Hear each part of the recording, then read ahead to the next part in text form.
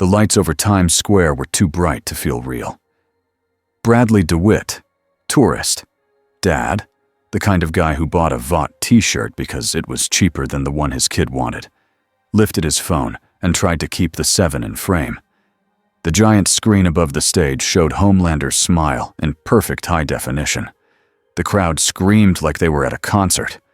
A Vought host shouted into a microphone about courage and safety and heroes who protect you. Bradley's daughter bounced on her toes and yelled, "He's looking at us!" Bradley laughed. "He's looking at a camera, kiddo." On stage, Homelander hovered a few feet above the floor, like gravity was a rule for other people. His cape didn't even flutter the wrong way. Everything about him was clean, polished, controlled. Then the world made a sound it wasn't supposed to make, a deep crack, like a giant stick breaking. Bradley's smile slipped. He turned his head. At the edge of the event, beyond the barricades, a construction crane leaned at a bad angle. Its long arm shuddered. The cables snapped one after another. Sparks sprayed into the air. Someone shouted, "Move!" The crowd shifted as one big animal. Phones dropped. Kids cried. People pushed. Bradley grabbed his daughter's wrist and tried to pull her close, but the wave of bodies pressed them sideways. He felt his heel slide on something slick. His daughter's hand almost slipped out of his. Above them, the crane arm began to fall. A dark shape moved in the sky. Bradley looked up, expecting Homelander to shoot forward like a missile, but the thing he saw was not Homelander. A line of light tore open the air, like someone had sliced the sky with a shining blade. It was high above the screens, right where nothing should be. The bright line widened into an oval. Wind rushed out of it, hard enough to slap faces and knock hats away. And then a woman dropped through, not falling like a person who tripped, falling like a spear. She hit the street on one knee, one hand down, the other arm raised. The impact cracked the pavement in a clean circle. The air popped. Dust lifted. Bradley blinked against grit. When his eyes cleared, he saw armor. Red and gold. A blue skirt. A round shield on her back. Dark hair pulled away from her face. She looked like a statue that had decided to walk. She didn't look confused. She looked focused. Her eyes snapped to the falling crane. She moved. Bradley didn't understand how fast she was. One moment she was 10 steps away. The next moment she was at the front line of the crowd, between people and death. She lifted her shield. The crane arm slammed down. Metal screamed. The shockwave rattled teeth. The woman took the hit. The shield held. The street shook. Cars bounced. Glass above them trembled. Bradley stared as if his brain had stopped working. He watched the woman shift her stance, feet planted wide, shoulders tight. She wasn't smiling for cameras. She was doing math with her body. Angle, weight, pressure. She shoved. The crane arm slid sideways, grinding across the asphalt, missing the packed crowd by a few yards. It smashed a parked truck instead. The truck folded like paper. People screamed anyway. But it was a different scream now. A scream that said, "We're alive." The woman turned and ran into the smoke. Bradley heard another sound. A trapped horn. A bus had been pushed against a curb by the collapse. Its front wheels hung half off the street. The side was dented in. A door wouldn't open. People inside beat on glass. The woman reached the bus. She put both hands under the frame and lifted. Bradley's mouth fell open. The bus rose like it weighed nothing. She slid it back onto the road with careful control, like she was setting down a sleeping child. Then she ripped the jammed door open and helped people out one by one. She didn't toss them. She didn't show off. She checked faces. She looked for the hurt. She pointed to safer spots. She spoke in a calm voice Bradley couldn't hear over the chaos. Vought security ran in late, shouting and waving arms. A camera drone swooped down, trying to capture the perfect angle of heroism. The woman glanced at the drone like it was a fly. Above the stage, Homelander hovered in place, still smiling. But his smile had become thin. He flew down at last, landing with a heavy thump that made the crowd cheer again, because the crowd didn't know what else to do. It clung to the story it had been given. Homelander turned his head, eyes tracking the unknown woman. "Wow," he said, loud enough for microphones to catch. "Now that is dedication. Somebody call PR, because we just got a surprise guest star." The woman stood up from the bus door. She wiped dust from her cheek with the back of her hand. Her eyes met his. She didn't bow. She didn't grin. She didn't act thankful. She walked straight toward him. Bradley held his daughter behind his leg, suddenly unsure who the danger was. The woman stopped just outside Homelander's personal space. It was the first time Bradley had ever seen anyone do that, and not flinch. Her voice carried even without a microphone. It was clear and steady. "Who is responsible for this?" Homelander's eyes flicked to the cameras, then back to her. "It was an unfortunate accident," he said, still smiling. "But don't worry. You're safe now. We're safe now." The woman reached to her hip and pulled free a golden rope coiled like a belt. It glowed softly, like sunlight held in a loop. She let the rope hang loose between her hands. "Tell me the truth," she said. For the first time, Homelander's smile did not look perfect. For the first time, it looked careful. Starlight watched the footage on a flat screen in a private vault hallway, away from the screaming fans and the bright stage lights. The clip replayed again and again. A hole in the sky, a woman landing, a shield taking a falling crane like it was nothing, an arm lifting a bus, and then that last moment, the rope, the simple words, "Tell me the truth." Annie's stomach tightened. Vought had taught her how to smile for cameras, how to tilt her head, how to cry on cue, how to talk like she was warm when she felt cold inside. But that woman on screen didn't look like any of them. She looked real.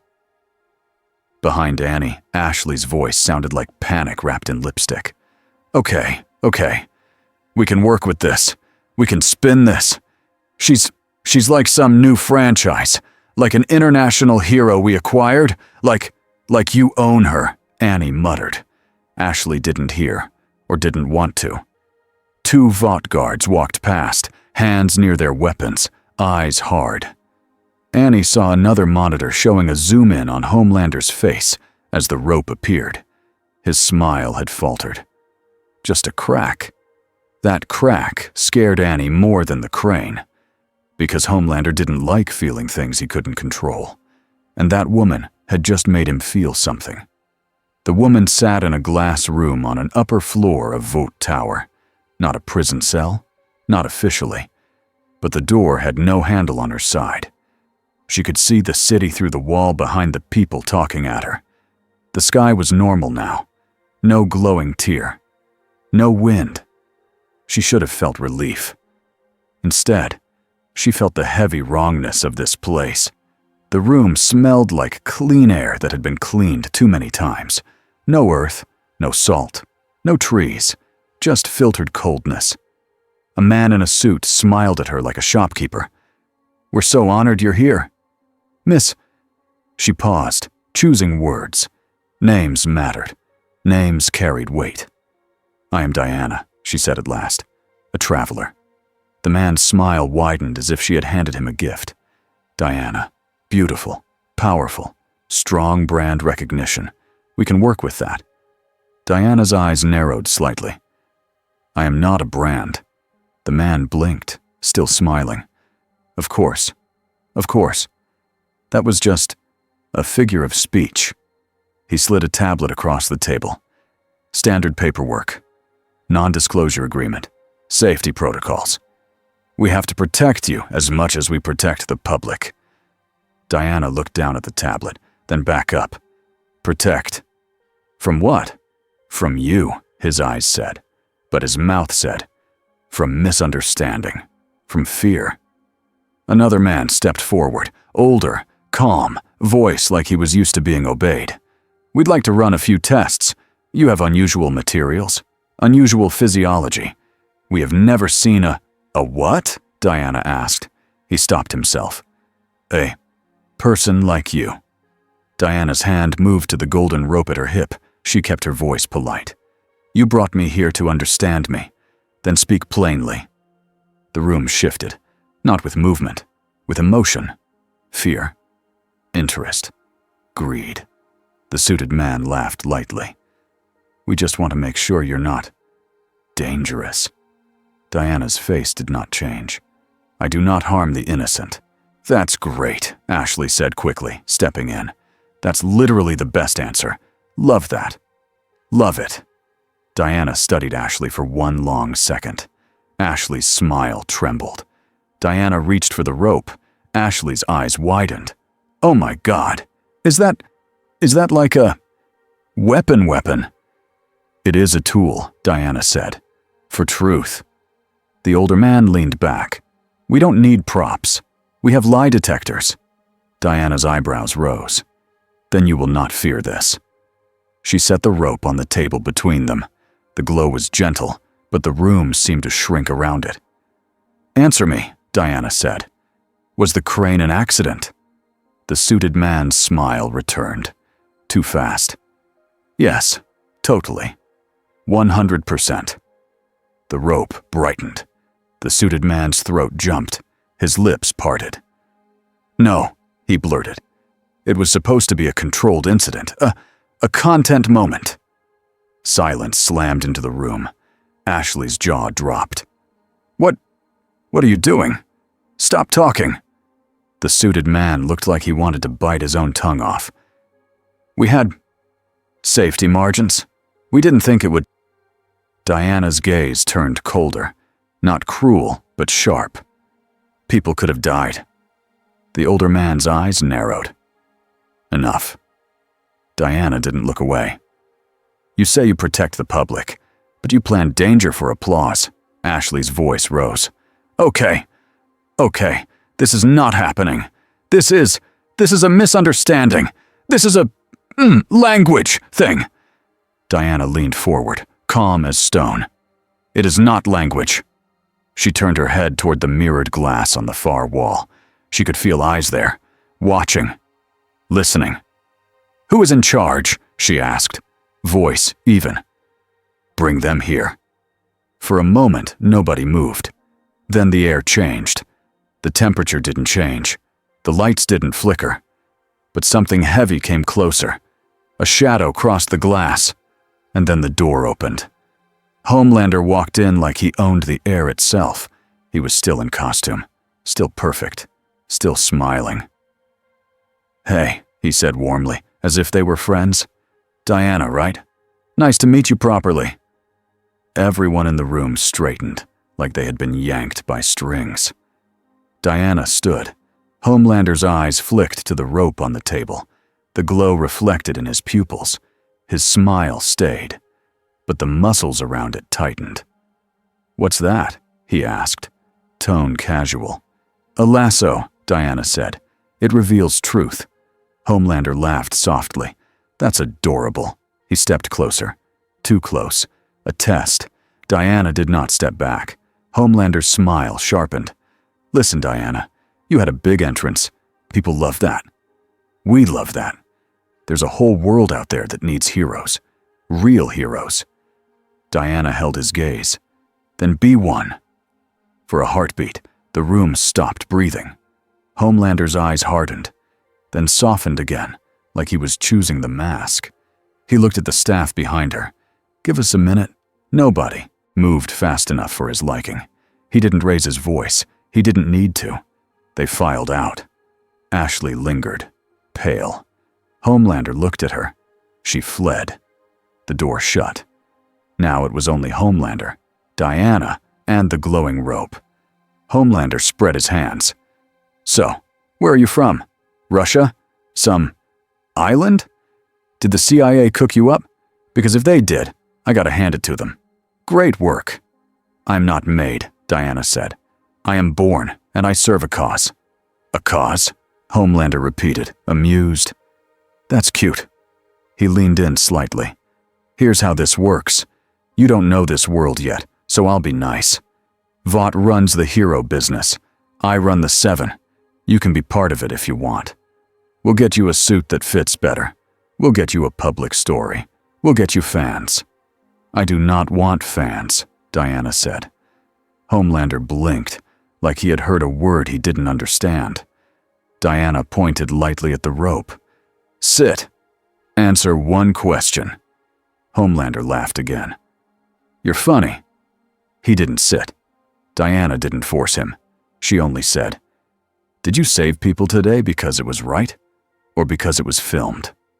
Homelander's eyes flashed. Then he smiled wider. Both. The rope on the table brightened. Homelander's jaw tightened, just for a moment. He felt it. He felt the pressure of truth, like a hand on his throat, even without touching it. Diana saw the change and understood something important. This man had lived his whole life without anyone being able to demand honesty from him, and he hated the idea that someone could. Homelander stepped back, still smiling, voice soft. Okay, new rule. No more. Magic rope stunts without permission. Safety reasons. Truth is not a stunt, Diana replied. Homelander's smile stayed, but it stopped reaching his eyes. And you should smile more. People like that. Diana's voice was calm. I am not here to perform. Homelander's eyes locked on hers. In his gaze, Diana felt a simple message. Obey. Diana held the gaze and gave no sign of fear. In her posture, she gave a different message back. No. Homelander inhaled slowly, then turned away like he was bored. We'll figure it out. You're staying here for now, until we understand what you are. For everyone's safety. He walked to the door, paused, and looked back at her. And Diana, he said. Yes? He smiled again, perfect and cold. Welcome to America. He left. The lock clicked. Diana stood alone in the glass room, looking down at the golden rope. She had crossed into a world that called itself heroic. But the truth in this place felt like something people treated as dangerous. Billy Butcher watched the same footage on a cheap laptop in a filthy safe house that smelled like old beer and burned wires. He didn't smile. He didn't blink. He stared at the bus lifting off the street like it was a toy. He replayed the moment with Homelander and the rope 10 times. Mother's Milk leaned over his shoulder. That ain't compound phi. No, Butcher said. His voice was flat. That's worse. Huey sat on a folding chair with his hands clasped. Worse? She saved people. Butcher's eyes stayed on the screen. So did Homelander, when the cameras were on. Huey swallowed. She looked different. Different don't mean good, Butcher said. Different means unknown. Unknown means you plan. Crossed his arms. If she's real, if she's the first real one, Butcher cut him off. Then Vought will either buy her, break her, or bury her. And if Homelander can't control her, he leaned closer to the screen, eyes narrowed. He'll try to kill her. Huey's face went pale. Can he? Butcher didn't answer right away. He watched Diana stand her ground with no fear. He watched Homelander's smile crack. Finally, Butcher spoke, almost like he didn't want to admit it. Maybe not, he said. And that, to Billy Butcher, was a problem big enough to burn the world. The next day, Diana walked through Vought Tower with 2 guards trailing her like shadows. They didn't touch her. They didn't need to. The building itself was the cage. Cameras in every corner. Doors that opened only when someone else said yes. Smiling people who kept offering her water and calling it hospitality. She had lived among warriors, among queens, among gods and monsters. She knew the smell of a prison. A bright hallway led her into a conference room shaped like a blade. Glass walls, city view, a long table with screens built into it. Ashley stood at the head like a nervous teacher. 2 PR people sat beside her, typing non-stop.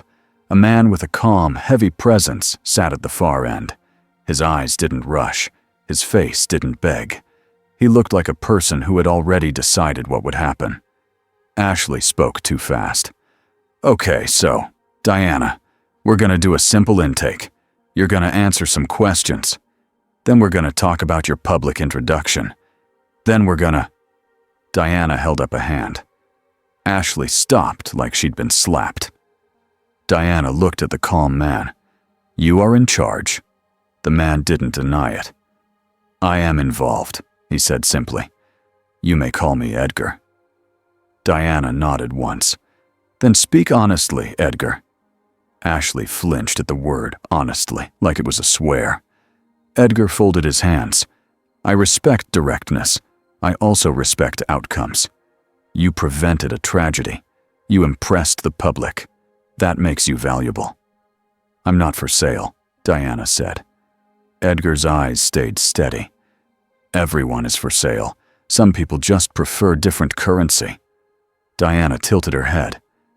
"What currency do you think I prefer?" Edgar's voice was calm. "Purpose, influence, a chance to protect people at scale." Diana's face did not soften. "Protection without truth is control." Ashley jumped in, desperate. "Okay. Love the passion. Love the vibe. We can work with that. We can make you like the honest hero. Like a new angle. A new—" Diana's gaze shifted to Ashley. "Do you believe what you say?" Ashley froze. Diana reached for the lasso at her hip, not threatening, not angry, just calm. Ashley's voice went high. "Nope. No. We are not doing the rope thing again. That was a one-time, weird day." Edgar's eyes moved to the golden coil. "Fascinating," he said. "Is it always effective?" "It reveals truth," Diana replied. Edgar nodded slightly, like he was making a note in his mind. "Then it is dangerous." "Truth should not be dangerous," Diana said. Edgar's mouth almost smiled, but didn't. "In a perfect world, no. In this world, it is." Ashley slid a paper folder toward Diana with shaking hands. "This is just basic stuff. Like housing, security, your schedule. It's a contract, but like a friendly one." Diana opened the folder and scanned it quickly. It was full of traps disguised as kindness. Ownership words, image rights, restrictions, clauses that said she could not act without permission. She closed the folder. "Remove these," she said. Ashley laughed nervously.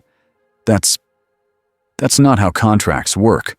Diana looked her in the eyes. "Then your contracts do not work for me." Edgar's voice stayed level. "If you refuse cooperation, you will create conflict. Conflict leads to fear. Fear leads to escalation." Diana's tone was clear. "Escalation already exists. You are simply used to hiding it." Edgar studied her for a long moment. "Tell me where you came from." Diana took a breath. She chose 5 simple truths. No more. "I come from a place apart from this world," she said. "I was raised by warriors who value honor. I have fought monsters that would destroy cities. I protect those who cannot protect themselves. I do not kill out of anger. And I do not serve tyrants." Ashley whispered. She said tyrants. Edgar remained calm. "And how did you arrive here?" Diana looked out at the city through the glass. "There was a tear in the sky. I fell through it. I do not know why." Edgar nodded slowly. "Then we agree on one thing. You are an unknown variable." Diana turned back. "I am a person." Edgar's eyes did not move. "In my world, those are not separate categories." The door opened without a knock. Homelander walked in again, like rules were decorations. He tossed himself into a chair, as if this meeting bored him. "So," he said, cheerful, "how's the welcome committee? Did Ashley offer you our deluxe package? It comes with a gift bag. Ashley forced a laugh that sounded like pain. Diana kept her eyes on Homelander. You are afraid of the lasso. Homelander's smile didn't slip this time. It sharpened. I'm not afraid of anything. Diana reached down and placed the lasso on the table again. Homelander's eyes flicked to it. A tiny twitch. Diana's voice stayed even. Then answer one question. Honestly. Edgar watched quietly. Ashley looked like she might faint. Homelander leaned forward, resting his elbows on the table. Ask. Diana did not raise her voice. Do you protect people when no one is watching? The rope glowed. Homelander's smile stayed. For 2 seconds, nothing happened. Then Homelander's jaw tightened, just a little, like a muscle had been grabbed. He spoke, voice steady, eyes locked on Diana's. I protect what matters, he said. The lasso brightened again, like it wasn't satisfied. Homelander's throat bobbed. He swallowed. I protect the story, he said, and the words came out like they were pulled from him. I protect the brand. I protect what keeps people calm. Ashley's eyes went wide. Oh my God. Diana's face hardened, not in hatred, but in disappointment. You protect control. Homelander pushed back from the table so hard the chair scraped. Okay, he said, still smiling. Okay.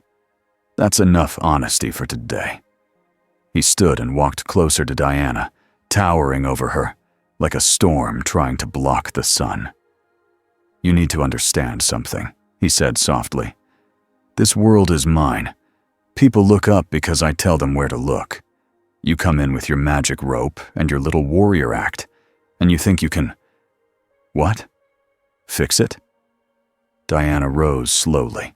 She was not small, not in posture, not in presence. I do not think I can fix it alone, she said. But I will not pretend lies are heroes. Homelander's eyes flashed red for a brief instant, like a warning flare. Edgar spoke, calm as a judge. Homelander. Homelander's eyes snapped to him. The red faded. He smiled again, bright and false. Sure, I'm calm. He looked back at Diana. You're staying, you're gonna learn, and you're gonna play nice. Diana's voice was quiet. No. For a second, the air felt tight. Then Homelander laughed. She's funny, right? She's got jokes. He turned and walked out like he had won, but Diana saw it. He did not walk out like a king. He walked out like a man who had just met a wall. Annie found Diana later in a quieter corridor, away from cameras that looked obvious. There were still cameras, of course. Vought didn't have quiet. It only had less loud. Annie wore a normal jacket over her suit. It made her look like a person again. Diana stood near a window, watching the city below. She looked like she was listening to it. Annie stopped a few feet away. Hey. Diana turned. Her face softened slightly when she saw Annie. You are different from the others. Annie's mouth twitched. That's not always a compliment around here. Diana's eyes held hers. You wanted to help. Annie took a breath. Yeah, I did. She stepped closer, voice low. You need to be careful. They don't like what they can't control. And Homelander, he doesn't like feeling small. I did not try to make him small, Diana said. I know, Annie whispered. That's the scary part. Diana studied Annie for a moment. Why do you stay here? Annie's throat tightened. Because when I got here, I thought I could change it. And then I realized it changes you. Diana's voice was steady. Then don't let it. Annie laughed quietly, no humor in it. You say that like it's easy. Diana's eyes stayed kind but firm. It is not easy. It is necessary. Annie looked down, then back up. If you're really what you look like. Diana waited. then you might be the first person in this building who can say no and not die for it. Diana's gaze sharpened. People die here for saying no? Annie didn't answer directly. She didn't need to. Diana's hand tightened on the strap of her shield. Then I will not be silent. Annie swallowed. That's brave. Diana's eyes narrowed. It is not bravery. It is duty. Annie nodded, then hesitated. And the rope thing? The truth rope? It is the lasso of truth, Diana said. Annie let out a small breath. Okay, that's actually kind of incredible. Diana's mouth almost smiled. It is simple. Annie shook her head. No. In this world, truth isn't simple. It's like throwing a match in a gas station. Diana looked out at the city again. Then this world has lived too long with fumes. That night, Vogt's plan started moving. Edgar didn't call it a plan. He called it risk management. In a secure room, screens showed maps and feeds and faces. Voices spoke in low tones. Names were not used unless necessary. Orders were phrased like suggestions. A calm man in a suit spoke into a phone. We will schedule an engagement, public-facing, controlled variables. A technician asked, "What if she refuses?" The calm man answered, "Then we will create a situation where refusal costs lives." On another screen, a red dot blinked over a warehouse district. A file opened. A face appeared. A soup with unstable eyes. A history of incidents. A Vought problem that could become a Vought solution. Edgar watched without expression. "Make sure cameras are present," he said. Huey's phone buzzed while he was carrying coffee in a stained paper cup. He almost dropped it when he saw the caller. "Butcher."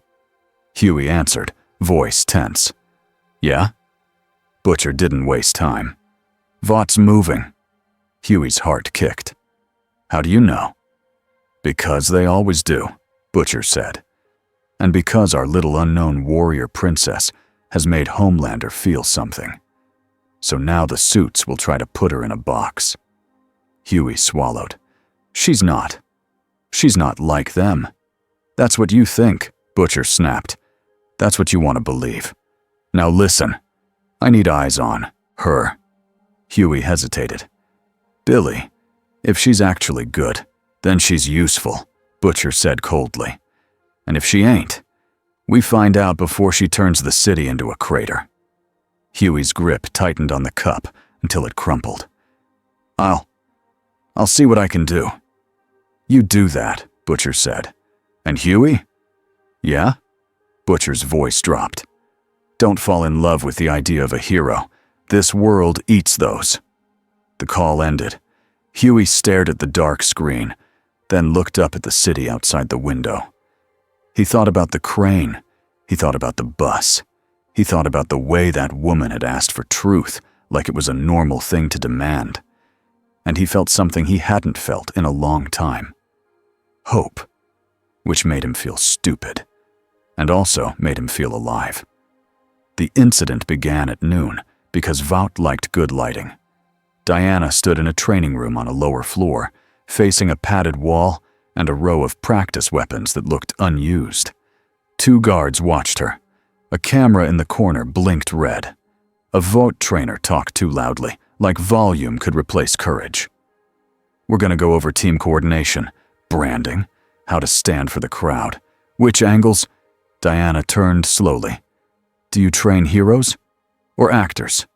The trainer swallowed. Both?" Diana walked past him, past the weapons, and toward the door. The guard stepped in her way. "Please return to the session," one said.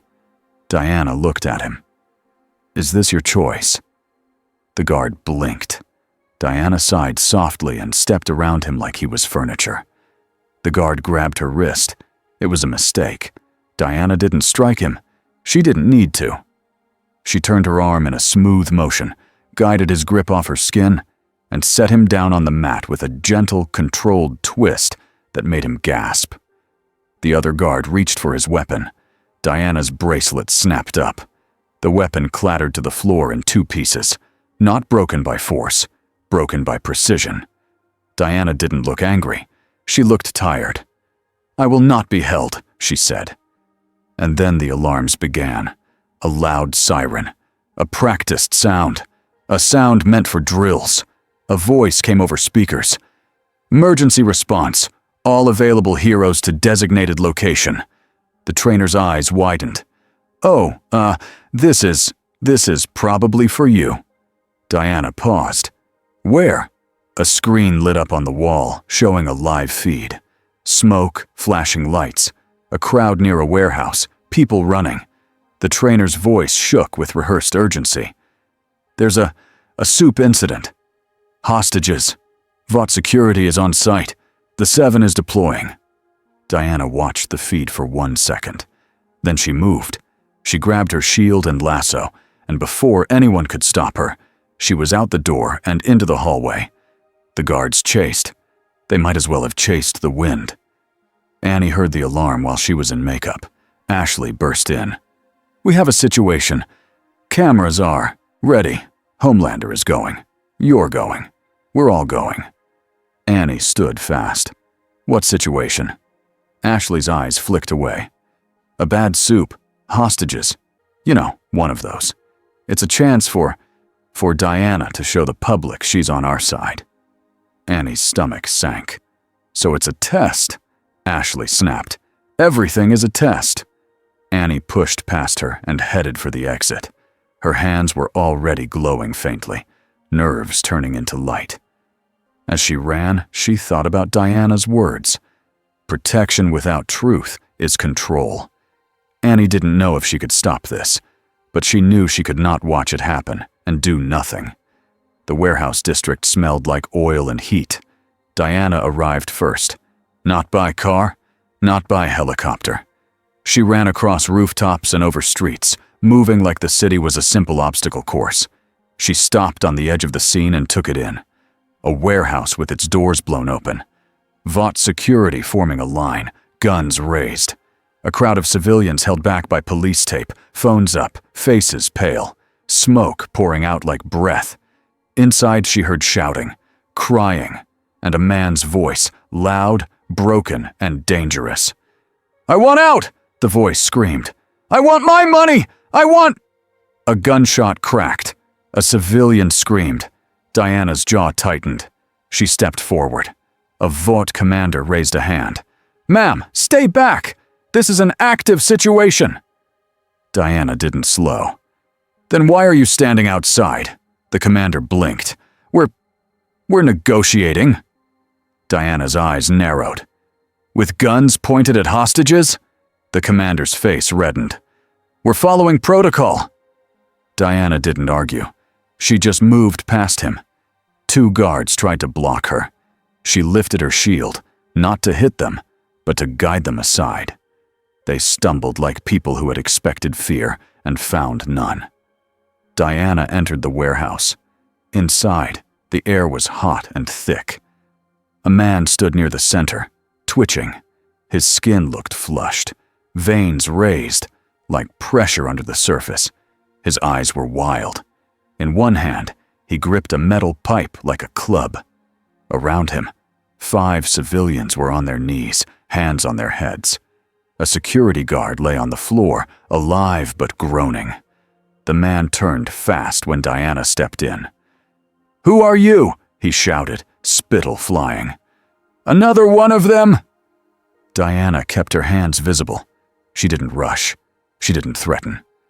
"I am here to stop this," she said. The man laughed, a sharp, ugly sound. "Stop it? You can't stop it. They put fire in my blood. They promised me a life.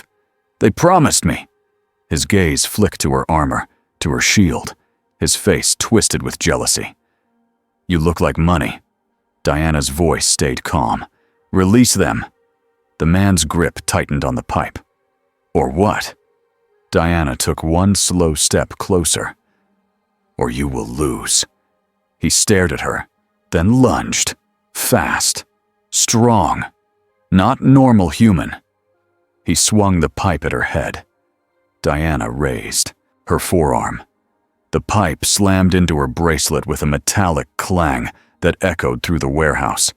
The pipe bent. The man's eyes went wide. Diana moved in one smooth motion. She twisted the pipe out of his hand and tossed it aside. Then she caught his wrist and turned him gently but firmly, forcing his arm behind his back. He roared and tried to throw her off. Diana didn't budge. "You are in pain," she said, voice steady. "I will not add to it. But you will stop." The man's face contorted. "You don't get to—" He slammed his head back toward her. Diana shifted, letting his head hit empty air. Then she hooked her leg behind his and guided him down to the floor. He hit the concrete hard. The civilians scrambled away like startled birds. Diana looked to them. "Go. Now." They didn't need to be told twice. The man on the floor snarled and pushed up, body shaking with fury. "I'll kill you!"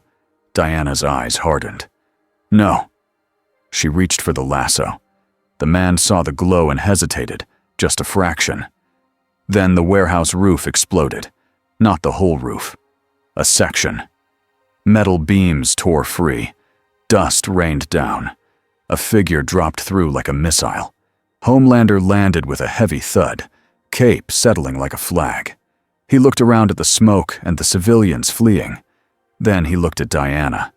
His smile was bright and wrong in this dirty place. "Hey," he said. "Looks like you started without me." Diana didn't look away from the soup on the floor. "People were in danger." Homelander shrugged. "Yeah, and now it's handled." He pointed at the soup.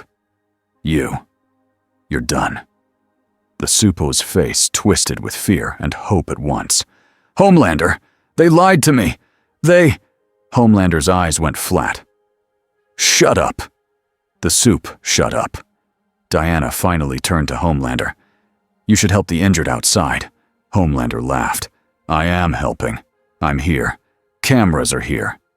Diana's eyes sharpened. "You are here for applause." Homelander's smile tightened. Outside, Diana heard the whir of drones and the faint chant of a crowd. "Homelander! Homelander!" Homelander lifted his chin like the sound fed him. Then he looked back at Diana, voice low enough that only she could hear. "Careful," he said. "You're stepping on my moment." Diana's voice stayed calm. "This is not your moment. This is their lives." Homelander's eyes flicked toward the exit where civilians had fled. "They're fine." Diana took a step toward him. "You planned this." Homelander's smile stayed. "Prove it." Diana pulled the lasso free and let it glow between them. "Tell me the truth." Homelander's nostrils flared. For one heartbeat, the room felt like it might break. Homelander looked at the lasso, then at Diana, and his smile turned into something sharp. He moved first. His heat vision flashed red, fast, controlled, meant to scare more than kill. Diana's bracelet snapped up. The beams hit her bracers and scattered in a bright spray, cutting lines into the concrete behind her. The Sup on the floor screamed and crawled backward, terrified of both of them now. Homelander's eyes widened slightly. Not because she blocked it, because she blocked it like it was normal. Diana stepped forward, fast. Homelander swung a fist at her face. Diana tilted her head aside and caught his wrist. The force behind his punch could smash a wall. Diana's grip stopped it. Homelander's smile vanished. He tried to yank free. Diana turned, using his momentum, and slammed him into a support pillar, not to crush him, but to move him away from the open door and the street outside. The pillar cracked. Homelander hit it and bounced off, more shocked than hurt. He hovered a foot off the ground, eyes flashing. "Oh," he breathed, like he had just discovered a new kind of problem. "You're not like the others." Diana's stance was steady, shield up, feet planted, calm face. "I told you," she said. "I'm not here to perform." Homelander rushed her. This time it wasn't a test. It was anger. He drove her backward through stacked crates, Wood exploded. Dust filled the air. The floor groaned. Diana braced and stopped her slide. She pushed forward, and Homelander actually moved back. Outside, cameras caught only pieces through the smoke. Enough to show motion. Enough to show power. Inside, the Soup who had started this whole incident tried to crawl toward the exit. Homelander glanced at him, and without looking, fired heat vision. Diana moved faster than the beam.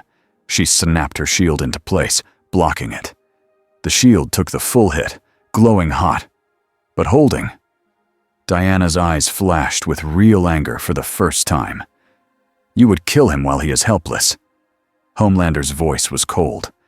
He's a problem. He is a person, Diana said. Homelander lunged again, grabbing for her throat. Diana met him halfway and caught both his arms. Their strength hit in the middle like two storms colliding. The warehouse shook. Homelander's boots scraped lines into the concrete as Diana pushed him back step by step. His face twisted. Stop it. Diana's voice was low and firm. Stop hurting people. Homelander roared and blasted his heat vision point blank. Diana crossed her bracelets in front of her face. The light flared, bouncing off in a bright X. The beam tore a trench across the ceiling and sent chunks of metal raining down. Diana shoved Homelander sideways, away from the falling debris, then spun and caught a beam with one hand. She held it. Not for style, so it wouldn't crush anyone outside the wall. Homelander saw her do it. He saw her choose strangers over victory. His eyes narrowed. That choice made her predictable, and that made her dangerous. Homelander shot upward through the hole in the roof, dragging the fight toward open air, where he had the advantage of space. Diana followed. She launched through, the smoke like a missile, shield first. They burst into daylight above the warehouse district. Below them, a crowd had gathered at a safe distance that wasn't safe at all. Police lines, Vought drones, news helicopters. People pointed up, mouths open, phones recording. Homelander hovered high, cape flapping now in real wind. Diana hovered too, not by flight, but by a leap and a balanced landing on a rooftop edge, then another leap, then another. Her movement was clean and controlled, like she could turn gravity into a choice when she needed to. Homelander shouted down to the cameras, voice booming. "Everyone stay calm. We have it under control." Diana's voice wasn't loud, but it carried in the space between them. "Move the crowd farther away." Homelander ignored her. Diana's jaw tightened. She vaulted upward again, meeting him at mid-height, and the clash of their bodies made a sound like a car crash in the air. Homelander grabbed her shoulder and tried to slam her down into the street. Diana twisted free, caught his arm, and redirected him into the side of a nearby building instead. Concrete burst outward. People screamed. Diana shot downward, shield out, and blocked falling debris with quick, sharp movements, like batting away danger. Homelander rose from the building wall, eyes wild now. "You're making me look bad." Diana landed on a rooftop, looking down at the crowd. "You are doing that yourself." Homelander's face contorted, then smoothed. He smiled again, but now it was just teeth. "Fine," he said softly. "We do this your way." He dropped, straight down, toward the crowd. Diana's eyes widened. She understood the move instantly. He was using civilians as a shield. If she followed too hard, people would die. If she hesitated, he would hurt them and blame her. Diana moved, not slow, not hesitant, just smart. She threw her lasso. It flashed gold through the air and snapped around Homelander's wrist like a living thing. The glow brightened. Homelander jerked as if he had been struck. His mouth opened, and Diana spoke, voice clear, words aimed like an arrow. "Stop!" The lasso pulled truth into his body like pressure. Homelander's eyes went wide. His fall slowed, just for a second, like his own will had to wrestle with the command. Diana used that second. She dove below him, caught his weight with both hands, and drove him away from the crowd, slamming him into an empty street section where no one stood. The impact cracked asphalt. Cars bounced. Alarms screamed. Homelander sprang up, furious, and for a moment, the mask was gone. He looked less like a symbol and more like a predator. Diana stood between him and the people. Her shield was scorched at the edge. Her bracelets were warm. Her breathing was steady. She didn't look scared. She looked responsible. Homelander stared at the glowing lasso still around his wrist. Then he smiled, and the smile was mean. "You think that rope makes you in charge?" he whispered. Diana's voice was calm. "No, it makes truth in charge." Homelander's eyes flashed. He yanked hard, trying to pull her toward him. Diana didn't move. The lasso glowed brighter. Homelander's jaw clenched. His lips parted without his permission. "I hate," he started. He froze, fighting the words. Diana watched him with clear eyes. "You hate what?" Homelander's face trembled with rage. Then, from the street below, a sharp crack echoed, something like a flashbang, but heavier. Smoke shot upward in a thick plume. Drones buzzed away, confused. Vought had thrown a curtain over the moment. A voice came through a loudspeaker, urgent and polished. "Attention! Everyone evacuate! Possible chemical hazard!" The crowd panicked and moved. Homelander used the distraction. He wrenched his wrist again, not to overpower Diana, but to shift the angle. The lasso slid. The glow dimmed for half a beat. That half beat was enough. Homelander shot upward and away, ripping free, leaving the lasso trailing gold light behind him for a second, before it snapped back into Diana's hand. He hovered high above the smoke, face cold again, mask returning. He looked down at Diana like she was a problem file that wouldn't close. Diana stood on the cracked street, smoke swirling around her boots, civilians running farther away, sirens rising. She looked up at him. "Next time," Homelander called down, voice back to friendly for the cameras that still caught pieces. "We do this the right way." Diana's voice carried back, simple and sharp. "The right way is the honest way." Homelander's smile tightened. Then he flew off fast enough to make the smoke twist. Diana watched him go, lasso coiled in her hand. She could feel it now. This world didn't just have villains. It had a system that protected them. And the system had just decided she was not a guest anymore. She was a threat.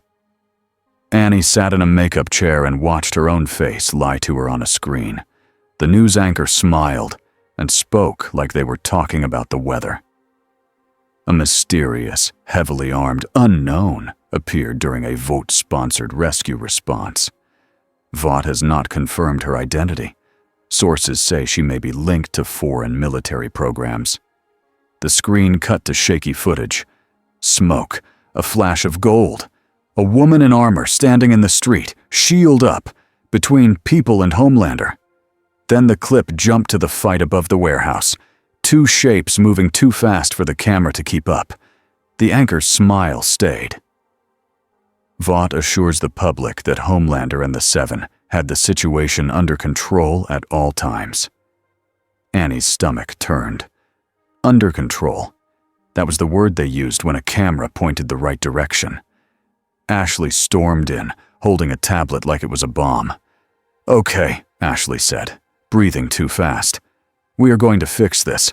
We are fixing it. We have options." Annie didn't look away from the screen. She saved people. Ashley's eyes flashed. And then she made Homelander look. Ashley stopped herself. Her face twitched. Annie finished it. "Human?" Ashley's mouth opened and closed. "Look, I don't care about your little moral awakening right now, okay? We have shareholders. We have optics. We have a brand crisis." "She's not a crisis," Annie said. "She's a person." Ashley slammed the tablet down on the counter. She's a walking lawsuit. The door opened again. A Vought lawyer stepped in with a file folder so thick it looked like a weapon. Good, Ashley said, almost relieved. Give it to her. Make her sign. No more rope, no more chaos. Annie stood up. Her hands faintly glowed, not as a threat, but because her body did that when she was stressed. Don't, she said. Ashley stared. Excuse me? Annie's voice stayed even. Don't try to trap her with paperwork. She won't play your game. The lawyer adjusted his tie. Miss January, it's standard protocol. Annie cut him off. Nothing here is standard. It's just what you're used to. Ashley's face tightened. You are not helping. Annie looked at her, eyes hard. Neither are you. She walked out, leaving Ashley behind with her stack of contracts. Down the hallway, Annie's boots echoed. Every step felt like a choice. She didn't know if Diana would trust her, but she knew Vought would try to destroy her. And if Diana was real, Annie couldn't stand by and watch. Not again. Diana stood at the center of a wide, bright room Vought had called a comfort suite. It had soft chairs, white walls, a view of the city. It also had 3 cameras, 2 security guards, and a door that opened only when someone outside decided it should. A tray of food sat on a table, untouched. Diana wasn't hungry. Her mind kept replaying the moment the lasso had tightened around Homelander's wrist, the way his face had fought the words, the way the air had changed. Truth had weight here, heavy enough to scare a godlike bully. That meant something. A knock came from the other side of the door. Then the door opened. Annie stepped in, alone. The guards didn't follow. They stayed outside, close enough to listen. Annie gave a small, tired smile. Hi. Diana's shoulders eased by 1 degree. You came. I told you I wanted to help, Annie said. Diana nodded once. And you are still alive. That means you are careful. Annie let out a breath that sounded almost like a laugh. Yeah, careful is my whole life right now. She glanced at the cameras. I can't turn them off, but I can make them useless. Diana tilted her head. How? Annie raised her palms. The lights in the room flickered. The camera lenses buzzed and went slightly blurry. Not broken. Just wrong. Annie lowered her hands. They'll still record, but it'll look like a glitch. Vought will blame the building. Diana watched her closely. You risk something by doing this. Annie shrugged, but her eyes were serious. I'm tired of being brave only when it's safe. Diana's expression softened. Then sit. Speak. Annie sat. She looked around like the room itself might bite her. They're saying you're a terrorist, Annie said quietly. Or a foreign weapon. Or a soup with no registration. They're throwing labels at you so nobody asks questions. Diana's voice was calm. Do people believe it? Annie hesitated. Some will, because it's easier. It's easier than admitting the truth. Diana's fingers tightened slightly around the coil of her lasso. And the truth is? Annie's eyes flicked up. The truth is, Homelander can't control you. Diana didn't deny it. He tried. Annie nodded. He always tries. Diana leaned forward. Then why do you stay near him? Annie swallowed. Her voice got smaller. Because if I leave, someone else fills the space. And if I fight him alone, I die. Diana's gaze sharpened with anger that was aimed at the world, not Annie. You should not have to live under him. Annie gave a bitter little smile. Welcome to America. Diana didn't smile back. I have seen tyrants in many shapes. They always believe fear is the same as love. Annie's eyes searched Diana's face. So, what are you going to do? Diana paused. That question mattered. In her world, there were rules, councils, oaths, people who knew what she was and why. Here, she was a blade dropped into a marketplace. I will protect people, Diana said simply. I will also seek the truth, not for revenge, for justice. Annie nodded slowly. Okay, then you need to know something else. Diana waited. Annie leaned in. Vought will try to force you into a public appearance soon. A welcome to the Seven moment. Smiles, flags, a contract. They'll make it look like you joined them. Diana's eyes hardened. I will not join them. I know, Annie said. That's why they'll make it a trap. They'll create a crisis. They'll make you choose between obeying them or letting people get hurt.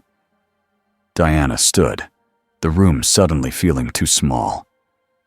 Then I must leave this tower. Annie stood too. If you leave, they'll call it proof you're guilty. Diana's voice stayed calm. They will call anything proof if it helps them. Annie's hands twitched with light. You can't win the media war. Not here. Not fast. Diana looked at her. Then I will not fight a media war. I will fight for lives. Annie swallowed. That's going to make a lot of enemies. Diana nodded once. Good. A beat of silence. Then Annie asked the question she'd been holding back. Who are you? Really? Diana's eyes lowered for a moment, like she was choosing what part of herself to place in someone else's hands. I am Diana, she said, again, softer this time. I come from Themyscira, an island hidden from the world. My people are Amazons. Annie blinked. Amazons? Like warriors? Yes, Diana said. We train for war so that we may prevent it. We value truth so that lies do not rule. Annie's voice was almost a whisper. That sounds impossible. Diana looked at her. It is only rare. Annie stared, then nodded like she was trying to memorize the feeling of hearing something honest. Outside the door, a guard shifted. The moment was ending. Annie stepped back, lowering her hands as the cameras cleared. If you leave, Annie said, voice steady now, you'll need someone on the inside, someone to warn you. Diana held her gaze. I will not ask you to risk your life for me. Annie's mouth tightened. You're not asking. I'm offering. Diana nodded once. Then I accept, and I will protect you as well. Annie exhaled, and for the first time in days, her shoulders dropped. A tiny bit. Okay, Annie said. Okay, here's the next thing. There's a hearing being pushed fast. Government. Vought. They'll want you on camera. They'll want you to answer questions that are really traps. Diana's voice was firm. Let them ask. Annie blinked. You'll go. I will not hide, Diana said. If they demand words, I will give them truth. Annie looked suddenly worried. That rope, if you use it on the wrong person in the wrong place, you might start a riot. Diana's eyes narrowed. If truth causes a riot, then the peace was a lie. Annie didn't argue, because she knew it was true. Queen Maeve watched the news alone, in a room that smelled like expensive silence. She had a drink in her hand. She didn't really taste it anymore. On screen, Homelander smiled and waved at a crowd like nothing had happened. The anchor praised his swift response. Then the clip cut to Diana, standing in smoke, shield lifted, eyes locked on Homelander. Maeve's jaw tightened. That stance, that calm. Maeve recognized it. She had worn it once, long ago, before Vought had taught her to bend. She paused the video on Diana's face. Not pretty for the camera, not trying. Just there. Maeve whispered to herself. You don't flinch. Her fingers tightened around the glass. Then she saw it again. The gold rope. The way Homelander's expression changed for half a second. Maeve's heart thumped once, hard. Homelander could be afraid, not of bullets, not of crowds, afraid of being seen. Maeve stared at the frozen frame like it was a door, and for the first time in a long time, She wondered what it would feel like to walk through. Stan Edgar sat in a dark office with clean lines and no personal photos. A screen played the warehouse footage with no sound. Homelander's face, tight. Diana's bracelets, raised. Smoke, evacuation, PR cover. Edgar didn't react like a man watching a fight. He reacted like a man watching a market shift. A Vought analyst stood nearby with a tablet. She's not in any database. No compound V markers we can confirm. The materials on her armor are unknown. Edgar's eyes stayed on the screen. Unknown is not a problem. Uncontrolled is. Another voice came through a speaker. Ashley, frantic. She won't sign anything. She keeps asking if it's honest. Like it's a normal question. Edgar said. It should be a normal question. Ashley went quiet, not sure if she'd been mocked. Edgar continued, calm. Prepare a public narrative. She is a guest ally of Vought, pending vetting. If she refuses cooperation, we frame it as protecting the public from an unstable outside force. The analyst hesitated. If she isn't V, we may not have a containment method. Edgar looked away from the screen at last. Then we develop one. A beat, Edgar added, not with brute force, with context, with leverage. He leaned back slightly. People with power who believe in ideals can be guided if you control the situation around their ideals. The analyst frowned. You mean hostages? Edgar's voice did not change. I mean consequences. On the screen, Diana blocked heat vision with her bracelets like it was rain. Edgar's eyes narrowed just a fraction. She doesn't seek a spotlight, he said. That is uncommon. That is also useful. The speaker clicked again. Homelander's voice came through, soft but angry. I want her handled. Edgar's tone stayed even. You want her owned. A pause. Then Homelander spoke like he was smiling. Same thing. Edgar's eyes stayed calm. No. Ownership is paperwork. Handling is reality. Homelander's voice sharpened. Don't lecture me. Edgar replied. Then don't fail in public. Silence. Edgar ended the call without waiting for permission. Then he looked back at the footage, at the gold rope and the calm face. Schedule the hearing, he said, and prepare a second incident. The analyst swallowed. Another? Edgar nodded. We will see what she values most. Billy Butcher stood in an underground parking garage that smelled like oil and rot. It wasn't his first choice for a meeting, but it was quiet, and quiet meant fewer ways to get shot. Huey approached first, hands visible, nervous like always. Behind him, Mother's Milk moved with control. Kimiko was there too, silent, eyes sharp. Butcher's gaze stayed on the far entrance. Then Diana arrived, not by car. She dropped from a higher level of the garage, landing light. Like gravity did not want to argue with her. Her shield was on her back. Her lasso hung at her hip. Her face was calm, but her eyes were alert. Butcher felt something tighten in his chest, not fear. Respect mixed with anger. Because people like this made his world hurt more. They made him remember what he had lost. Diana looked at Huey first, then then Kimiko. Finally, she looked at Butcher. You are the one who watches, she said. Butcher scoffed. And you're the one who thinks she's better than this place. Diana didn't rise to it. I think people deserve better. Butcher stepped forward, hands in his coat pockets, like he owned the space. Right. Well, people deserve a lot, but they get what they get. Diana's eyes narrowed slightly. You called me here to speak. Speak! Huey glanced between them like a kid watching two storms. Butcher leaned closer. Homelander, you fought him. You didn't die. Diana's voice stayed level.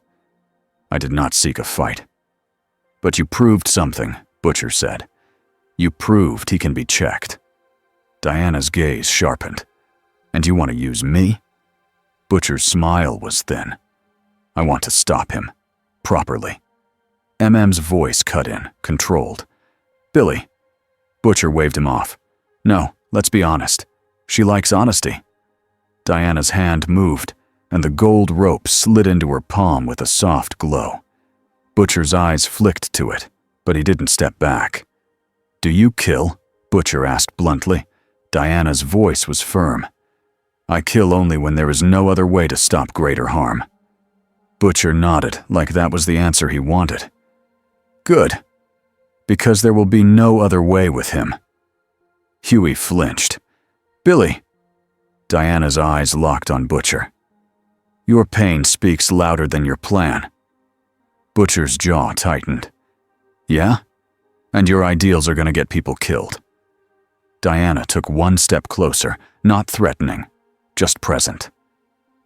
You believe the only path is revenge. Butcher's voice rose. I believe in results. Diana raised the lasso slightly. Then answer truthfully. Do you want to save people? Or do you want to hurt him? The lasso glowed brighter. For a second, Butcher's face twitched. He swallowed hard, fighting the words. Then the truth came out like a punch. I want both, Butcher said. I want him to pay. Silence filled the garage. Huey looked down, pained. MM's expression hardened, like he was disappointed, but not surprised. Kimiko watched Diana, reading her. Diana's face didn't show disgust. It showed understanding and sadness. Then you will not lead me, Diana said. But you may stand beside me if your actions protect the innocent. Butcher's smile faded. You're making a mistake. Diana's voice stayed calm. No, I am choosing a line. I will not cross it. Butcher stepped closer, eyes hard. He will cross every line you have. He will use kids. He will use crowds. He will use your innocence. Diana's gaze sharpened. Then I will be there. Butcher shook his head. You can't be everywhere. Diana didn't pretend she could. No, that is why I will need allies. Huey's head snapped up. Allies? Diana looked at him. Truth needs witnesses. Justice needs hands. I am one person. MM studied her, carefully. You don't even know this world's rules, Diana answered. Then teach me what you know, and I will show you what you have forgotten. MM didn't respond right away, but he didn't refuse either. Butcher exhaled through his nose, annoyed. This is adorable. Diana turned to him. I will stop him, but I won't become him. Butcher's eyes stayed cold. We'll see how long that lasts. A distant siren echoed above them. Somewhere, the city kept burning in small ways. Diana coiled the lasso back onto her hip. Tell me, she said. Where do people disappear? Huey blinked.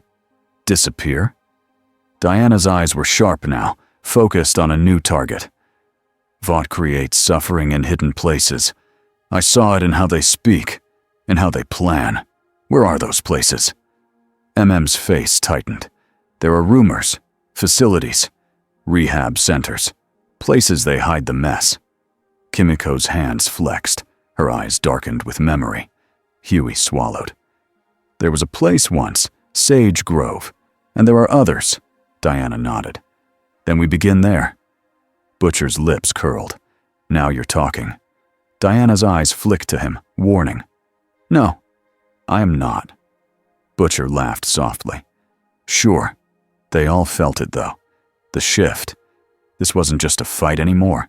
It was a hunt. The hearing was bright and clean, like a stage pretending to be a courtroom. Cameras were everywhere, flags behind polished desks, men and women in suits, practicing serious faces. Diana stood at the center, alone. Vought had offered her support. She had refused. Annie sat behind a row of officials, forced to be there as a 7 representative. Her jaw clenched the whole time. A congressman with shiny hair leaned forward. "Ma'am, state your name for the record." Diana's voice was calm. "Diana." The man frowned. "Last name?" Diana paused. Then she said, "Of Themyscira." Murmurs rippled through the room. The congressman blinked like he thought it was a joke. "Okay. And your affiliation?" "I serve the innocent," Diana replied. A woman on the panel spoke in a smooth tone. "Are you a product of foreign military development?" "No," Diana said. "Are you enhanced by Compound 5? "No." The room shifted. A man in a suit whispered into another's ear. Annie could almost hear the panic behind their calm. No file, no leash, no contract. The congressman leaned back. "So you admit you entered the United States without documentation?" Diana's eyes narrowed slightly. "I did not choose to arrive. I fell through a tear in the sky." A few people laughed, quietly, like that was absurd. Diana didn't react to the laughter. She simply looked at them, and the laughter died. Another panel member asked, "Do you consider yourself a superhero?" Diana answered, "I consider myself a protector."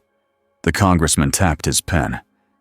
"Do you recognize Vought's authority to supervise superhuman activity in American territory?" Diana's voice sharpened. "A corporation has no moral authority over justice." Murmurs grew louder. Annie's heart pounded. Ashley sat off to the side, smiling too hard, hands gripping a folder like it was a shield. The congressman's tone turned colder. "You attacked Homelander." Diana's gaze snapped to him. "I prevented him from harming a helpless man and endangering civilians." A woman on the panel said, "Homelander denies this." Diana's expression did not change. She reached to her hip. The gold lasso appeared in her hand. Ashley visibly flinched. Annie almost smiled. Diana spoke clearly. "Then let him speak with truth." The room erupted. "Absolutely not!" someone shouted. Security shifted. Hands went to weapons. The congressman banged a gavel like it could control fear. "Ma'am, that is not permitted."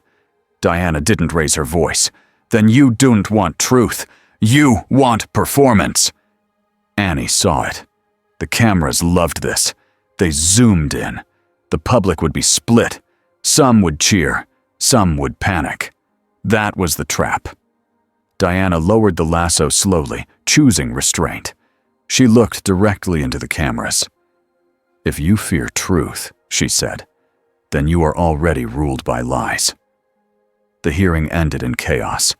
Vought wanted that chaos, because in chaos, they could shape the story.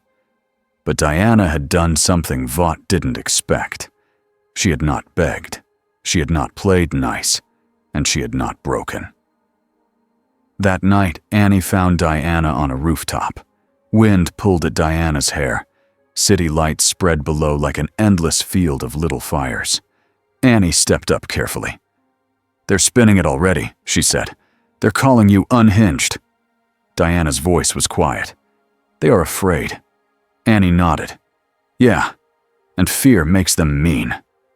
Diana looked out at the city. "In my world, leaders must face truth. Here, leaders hide behind cameras." Annie swallowed. "It's worse. Vought is going to hit you where it hurts." Diana turned. "Where is that?" Annie's voice tightened. "People. Innocent people. The ones you keep choosing." Diana's face went still. Annie's phone buzzed. She looked down, and the color drained from her face. "What is it?" Diana asked. Annie's voice shook. "A shelter." Diana's eyes sharpened. "A shelter for whom?"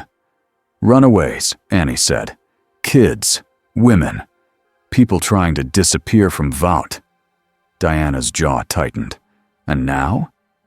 Annie's fingers trembled as she read. "There's a tip on social media.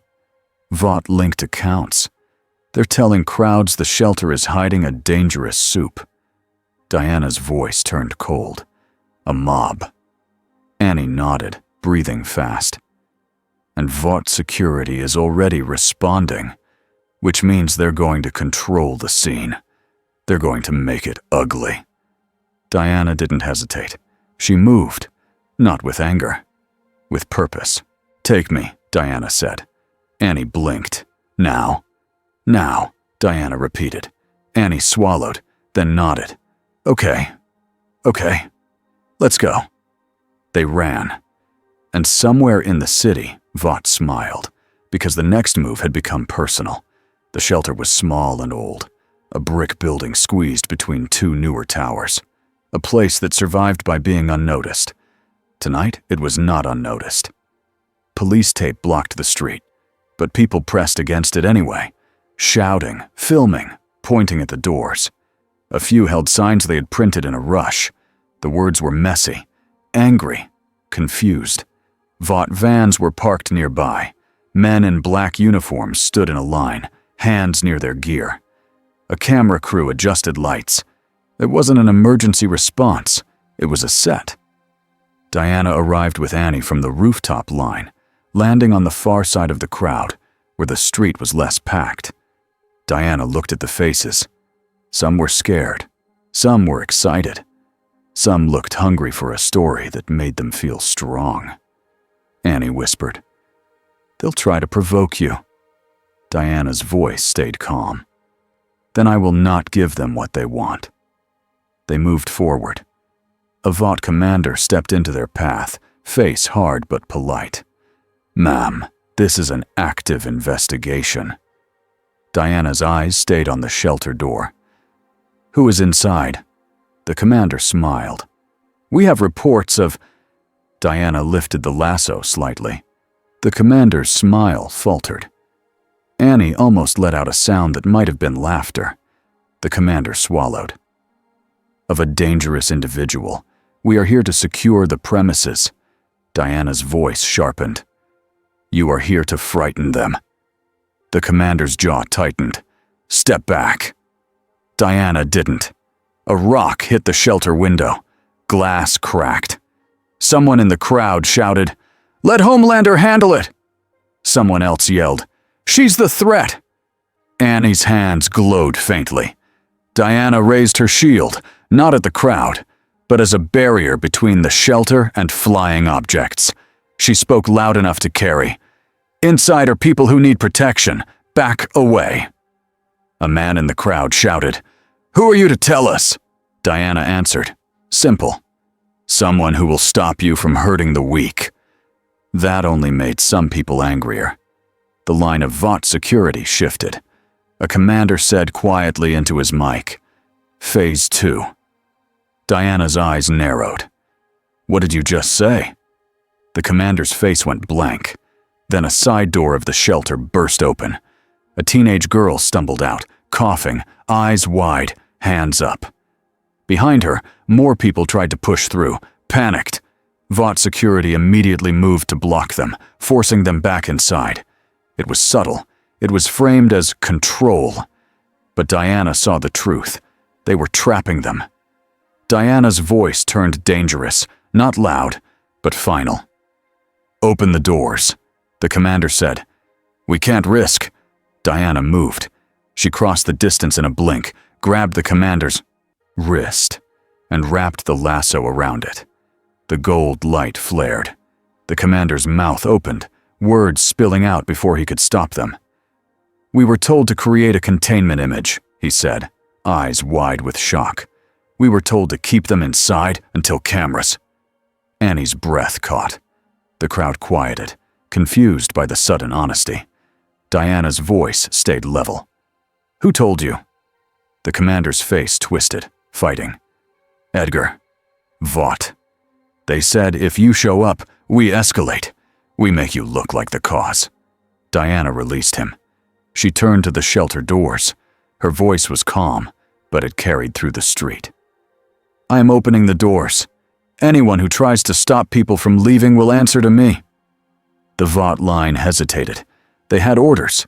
They also had eyes. And they had just watched her force truth out of a commander, like pulling a weapon from a hand. Diana walked to the shelter doors and pushed them open. Inside, faces stared back. Hurt people, tired people, kids holding bags that carried their whole lives. Diana's voice softened. "You are safe. Come with me." A woman inside whispered, "Are you with Vought?" Diana shook her head. "No." "Are you going to sell us?" a boy asked, voice shaking. Diana's eyes met his. "No." One by one, they stepped forward.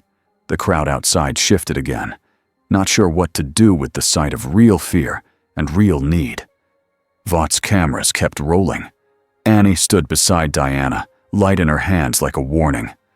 For a brief moment, something like peace formed. Then a black SUV rolled up fast.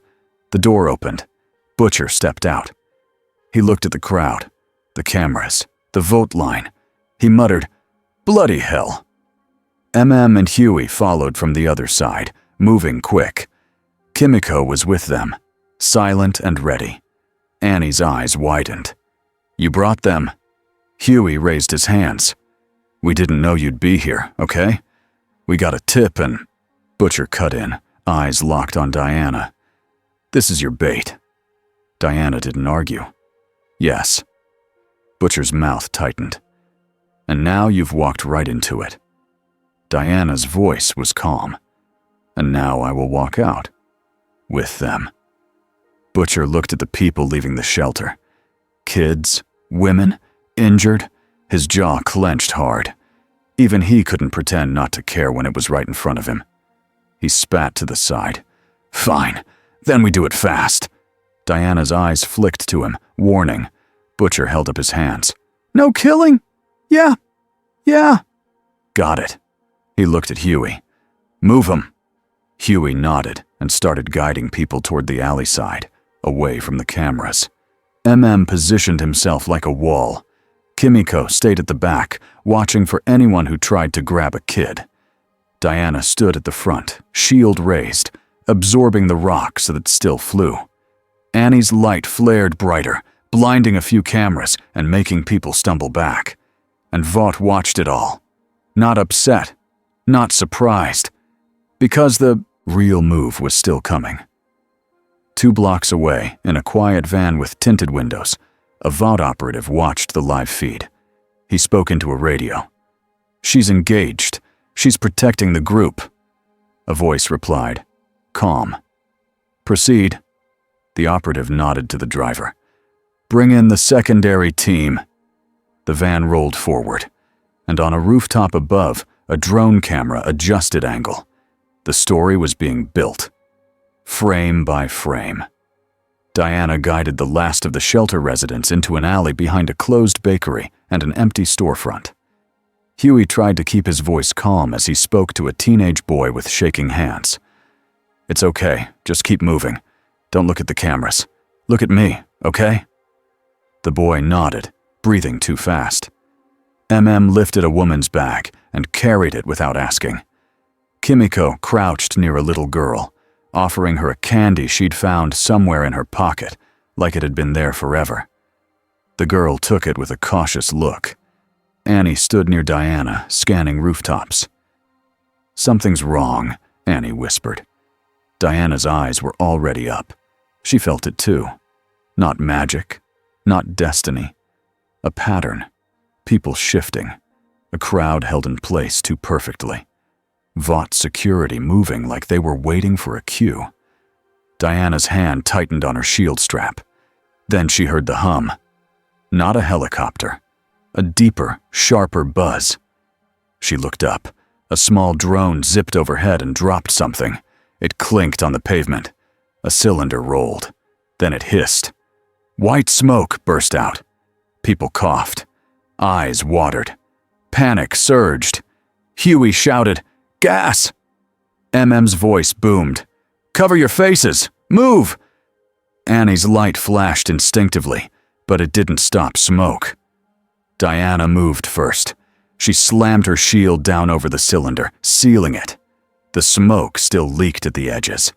Diana yanked the cylinder from under her shield and hurled it up and away, over the buildings, where it burst harmlessly into open air. But that was only the beginning. More cylinders bounced in.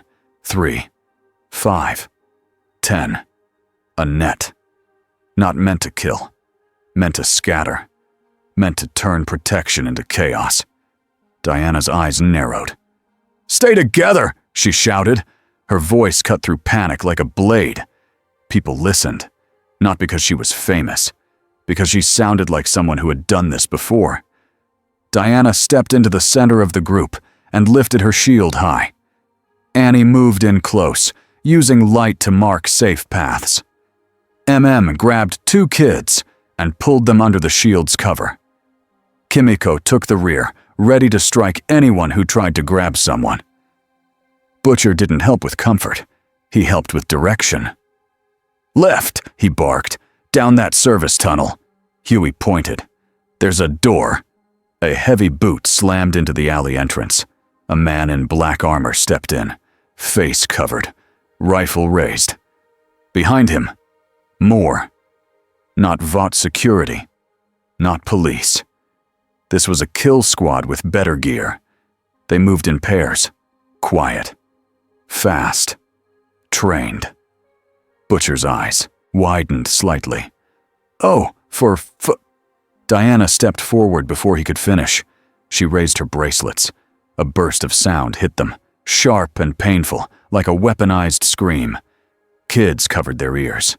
Huey dropped to a knee, face twisted. Annie flinched, light flickering. Diana felt it too.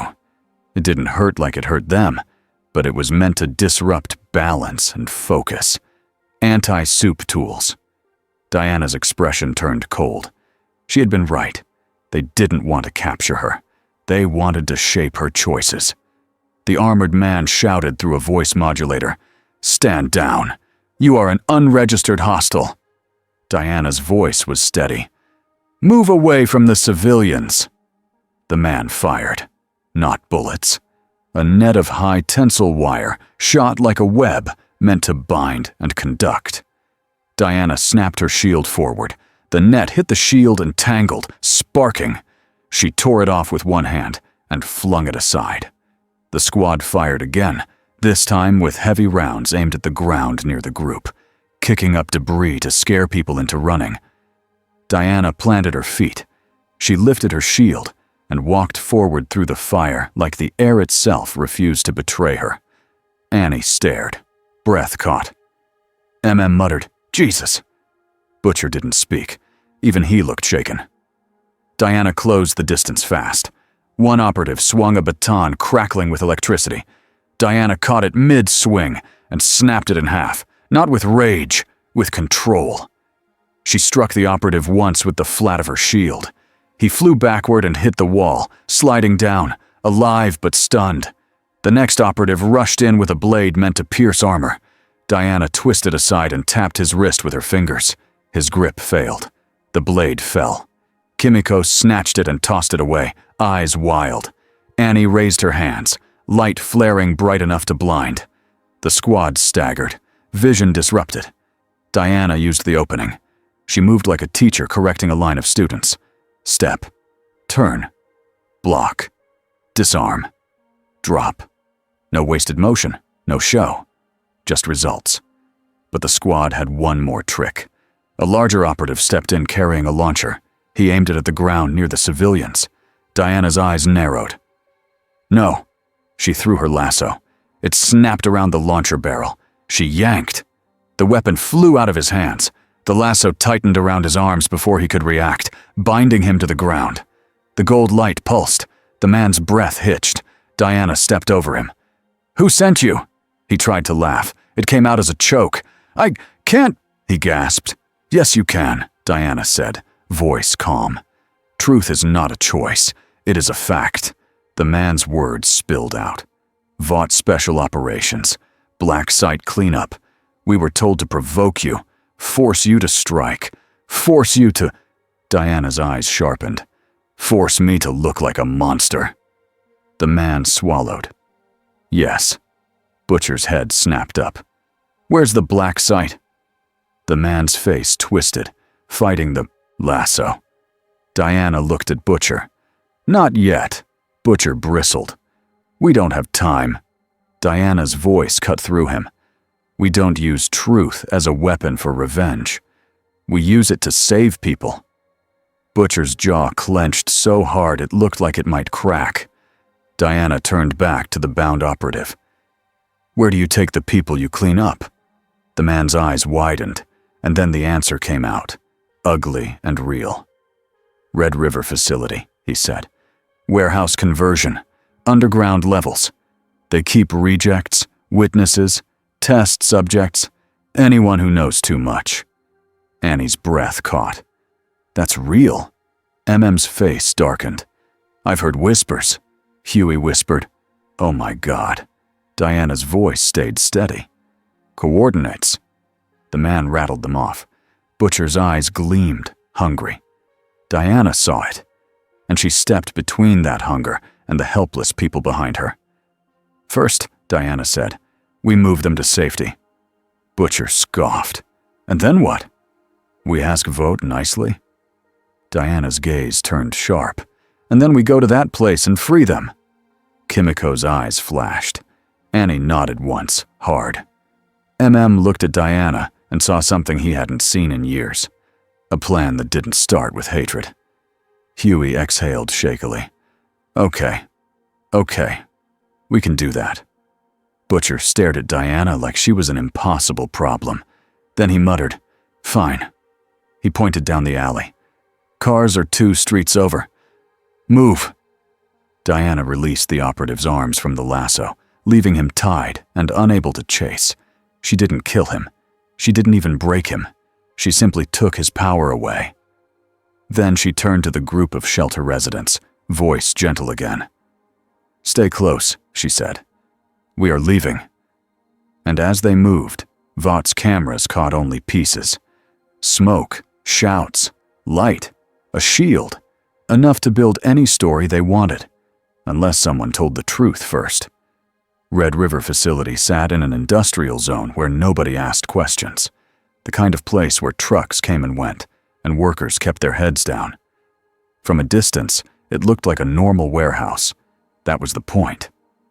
Diana watched from the shadow of a half-built parking structure across the street. Night had fallen, rain threatened, but hadn't started yet. The air felt tight. Annie crouched beside her, hood up. And Huey were farther back, near a van with the lights off. Kimiko perched on a low ledge like she belonged to the night. Butcher paced, restless, like waiting was an insult. Diana spoke quietly. "We enter without harming the innocent." Butcher snorted. "Everyone inside works for Vout." Diana looked at him. "Then we will learn who is innocent and who is not." Butcher's eyes narrowed. "You still think there are clean hands in a dirty world?" Diana didn't argue. She only said, "I know there are trapped hands." Annie leaned in. "Security pattern changes every 4 minutes," she whispered. "Cameras rotate. There's a blind spot on the south corner." Huey spoke through an earpiece, voice tight. "I'm seeing heat signatures in the basement. A lot." MM's voice was low. "Too many for a simple lab." Diana's jaw tightened. "Then we move now." They crossed. Not in a straight line, in quiet bursts. Diana moved first, fast and silent despite the armor. She reached the fence and cut through with a single pull that bent the metal without making a loud snap. Kimiko slipped in like smoke. Annie followed. Light dimmed to almost nothing. And Huey came last. Careful. Butcher was already halfway in before anyone could tell him not to be. They reached the south corner. A guard stood by a keypad, half bored, half alert. Diana stepped behind him. She placed 2 fingers on the back of his neck.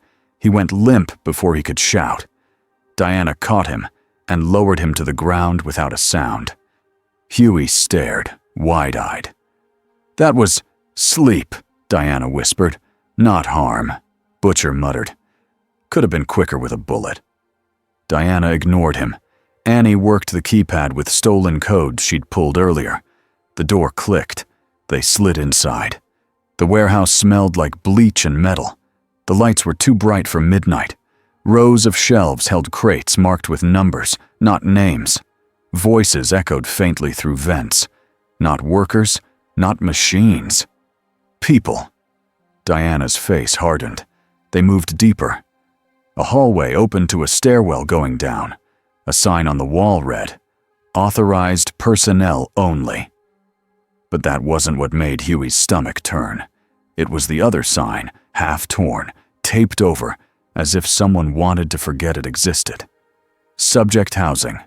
Diana's voice was quiet, but it carried force. They keep people like items. MM's jaw clenched.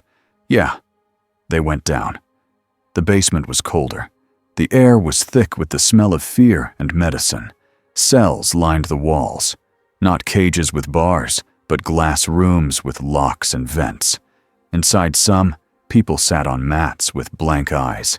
Inside others, people stood and paced like animals. Some looked sick. Some looked drugged. Some looked like they had been hurt, not by one big injury, but by 100 small ones. Annie's eyes filled with tears she refused to let fall. "Oh my God," Huey whispered. "These are people." Butcher's voice was sharp. "No kidding." Diana moved forward, slow now, careful. A woman inside one cell pressed her hands to the glass. Her lips moved without sound. Diana stepped close. "Can you speak?" The woman's voice came out hoarse through a tiny slot. They said if we talk, they take our tongues." Diana's eyes flashed with rage, controlled and cold. "They lied." The woman stared. "They always lie." Diana pulled the lasso free, letting the gold glow soften the harsh white light. "I will not lie to you," Diana said. "I am here to free you." The woman's breath hitched. "Who are you?" Diana paused. Then she answered, simple and honest. "Diana, an Amazon." The woman didn't know what that meant, but she heard the certainty. And certainty felt like safety. A door slammed somewhere down the hall. Footsteps, boots. Mem's hand went up. "Company." They ducked behind a row of storage cabinets. A group of armed personnel marched past with practiced steps. Not regular guards. These were the same kind of black armored operatives as before. Anti-soup gear, shock batons, net launchers, and something else. A wheeled case, heavy.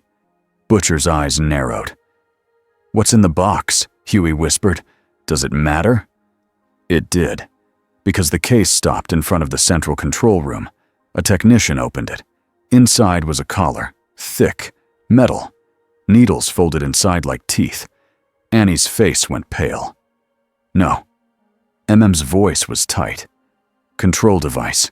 Butcher's mouth curled. "There's your containment method." Diana's gaze turned into steel. She stood up. Annie grabbed her arm. "Wait!" Diana didn't pull away. She just spoke quietly. "If we wait, they put that on someone." Annie swallowed and nodded. They moved. Fast. Diana stepped into the open hallway, shield raised. The operatives turned, weapons lifted. Diana didn't give them time to form a line. She slammed her shield into the ground. The sound was a crack of force that rattled lights and knocked two operatives off balance. Annie flashed her light, blinding the nearest shooters. Kimiko launched from the side, tackling one operative into a wall with a dull thud. Grabbed Huey and pulled him behind cover as bullets sparked off metal shelves. But Diana was already at the front. A net fired toward her. She cut it with a sharp sweep of her bracers, snapping wire like thread.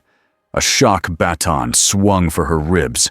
She caught it and crushed it in her fist. The operative's eyes widened, and then Diana struck him with her shield just hard enough to drop him.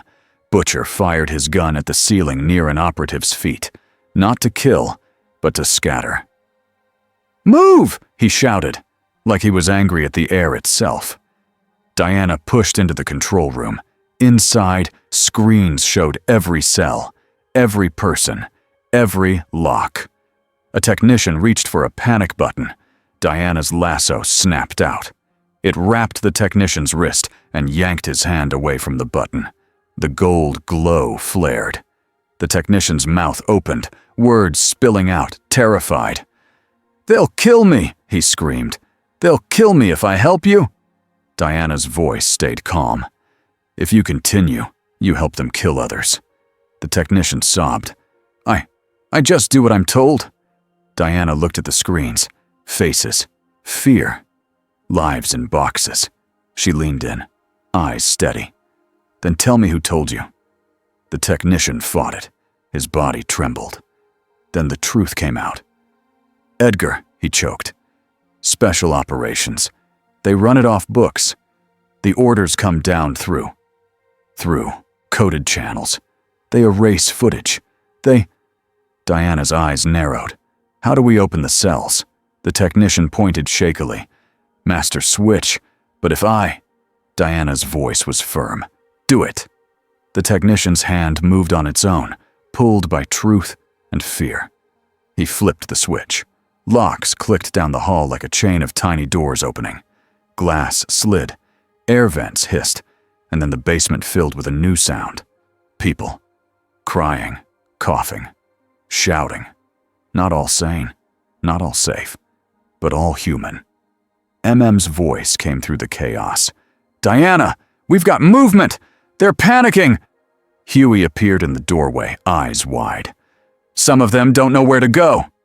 Diana stepped out into the hall and raised her voice. It wasn't loud like a scream. It was loud like command. "Listen to me," she called. "Follow the light! Follow the shield! You will not be left behind!" Annie's light flared brighter, forming a clear path. Kimiko moved along the line, guiding people with gentle pushes, not words. MM lifted a man who had collapsed and hauled him onto his shoulder. Huey held a trembling teenager's hand and whispered, "You're okay. You're okay." Butcher looked at Diana, then at the crowd of freed people, and something in his face flickered. Not softness, not forgiveness, just a moment of being forced to see the point. Then alarms blared, a deeper alarm than before. This one wasn't for staff. It was for war. A voice boomed over speakers. "Containment breach. Lethal force authorized." Annie's face tightened. "They're going to shoot into the crowd." Diana's eyes snapped up the stairwell. She heard more boots, more squads, and then something heavier. A slow, dragging thump. A sound like something big waking up. Diana's instinct screamed. "Everyone down," she shouted. People dropped, confused. Diana lifted her shield high. A blast hit the hallway. Not a bomb, a concussive weapon. The air punched forward like a giant hand. The shield took it. Diana's boots slid back a few inches, carving marks into the floor. Behind her, people screamed, but they lived. Diana lowered her shield and saw the source, a massive armored figure at the far end of the hallway, holding a weapon that looked built to knock soups through walls. A brute, not Homelander, not a celebrity, a tool. The brute raised the weapon again. Diana didn't wait. She ran, straight into the threat. The brute fired. Diana threw herself into a slide, shield angled. The blast slammed her shield and shoved her sideways into a wall, cracking tiles. She popped up instantly, closing distance before the brute could reload. He swung the heavy weapon like a club. Diana caught it with both hands. The force behind it could flatten a normal person. Diana's arms didn't bend. She twisted. The brute lost grip. Diana tore the weapon free and tossed it down the hall where it slammed into the floor and skidded. The brute roared and charged. Diana met him. She struck his chest with her shield. He stumbled. She struck again, higher. His helmet cracked. He swung a fist the size of a brick. Diana ducked and drove her elbow into his ribs. Armor dented. The brute grabbed for her waist. Diana slipped under his arms, got behind him, and locked her forearm under his chin. Not to break it, to control it. She tightened. The brute's movements slowed. His knees buckled. Diana guided him down gently, even now, even while he had tried to crush her. He hit the floor, breathing hard, stunned. Diana stood and turned back to the hallway. Annie stared at her, breath caught. Even Butcher looked shaken. Because Diana hadn't fought like an angry soup. She had fought like a disciplined warrior, and she had kept her promise. No killing, just stopping. shouted, "We're getting boxed in," Huey pointed. "Back exit! There's a service tunnel!" Diana nodded. "Move!" They herded people toward the tunnel, but Vought had planned for this too. A steel door began lowering at the far end, sealing the tunnel like a mouth closing. People screamed and surged forward. Diana sprinted. She reached the door as it dropped. She jammed her shield under it and pushed. The motor whined. The door shuddered. Diana's muscles tightened. The metal groaned. Slowly, inch by inch, she lifted it enough for people to crawl under. Annie threw light into the tunnel, guiding the line. Pushed people through. Kimiko carried a child under one arm like it weighed nothing. Huey kept counting out loud, like numbers could hold panic back. Butcher stood at the rear, gun raised, firing at cameras and lights, not people. "Go! Go! Go!" he barked. The last few survivors crawled under. Shoved Huey through. Annie slid under. Kimiko slipped under last. Butcher hesitated, eyes scanning, looking for something. Evidence. A file. A hard drive. A reason.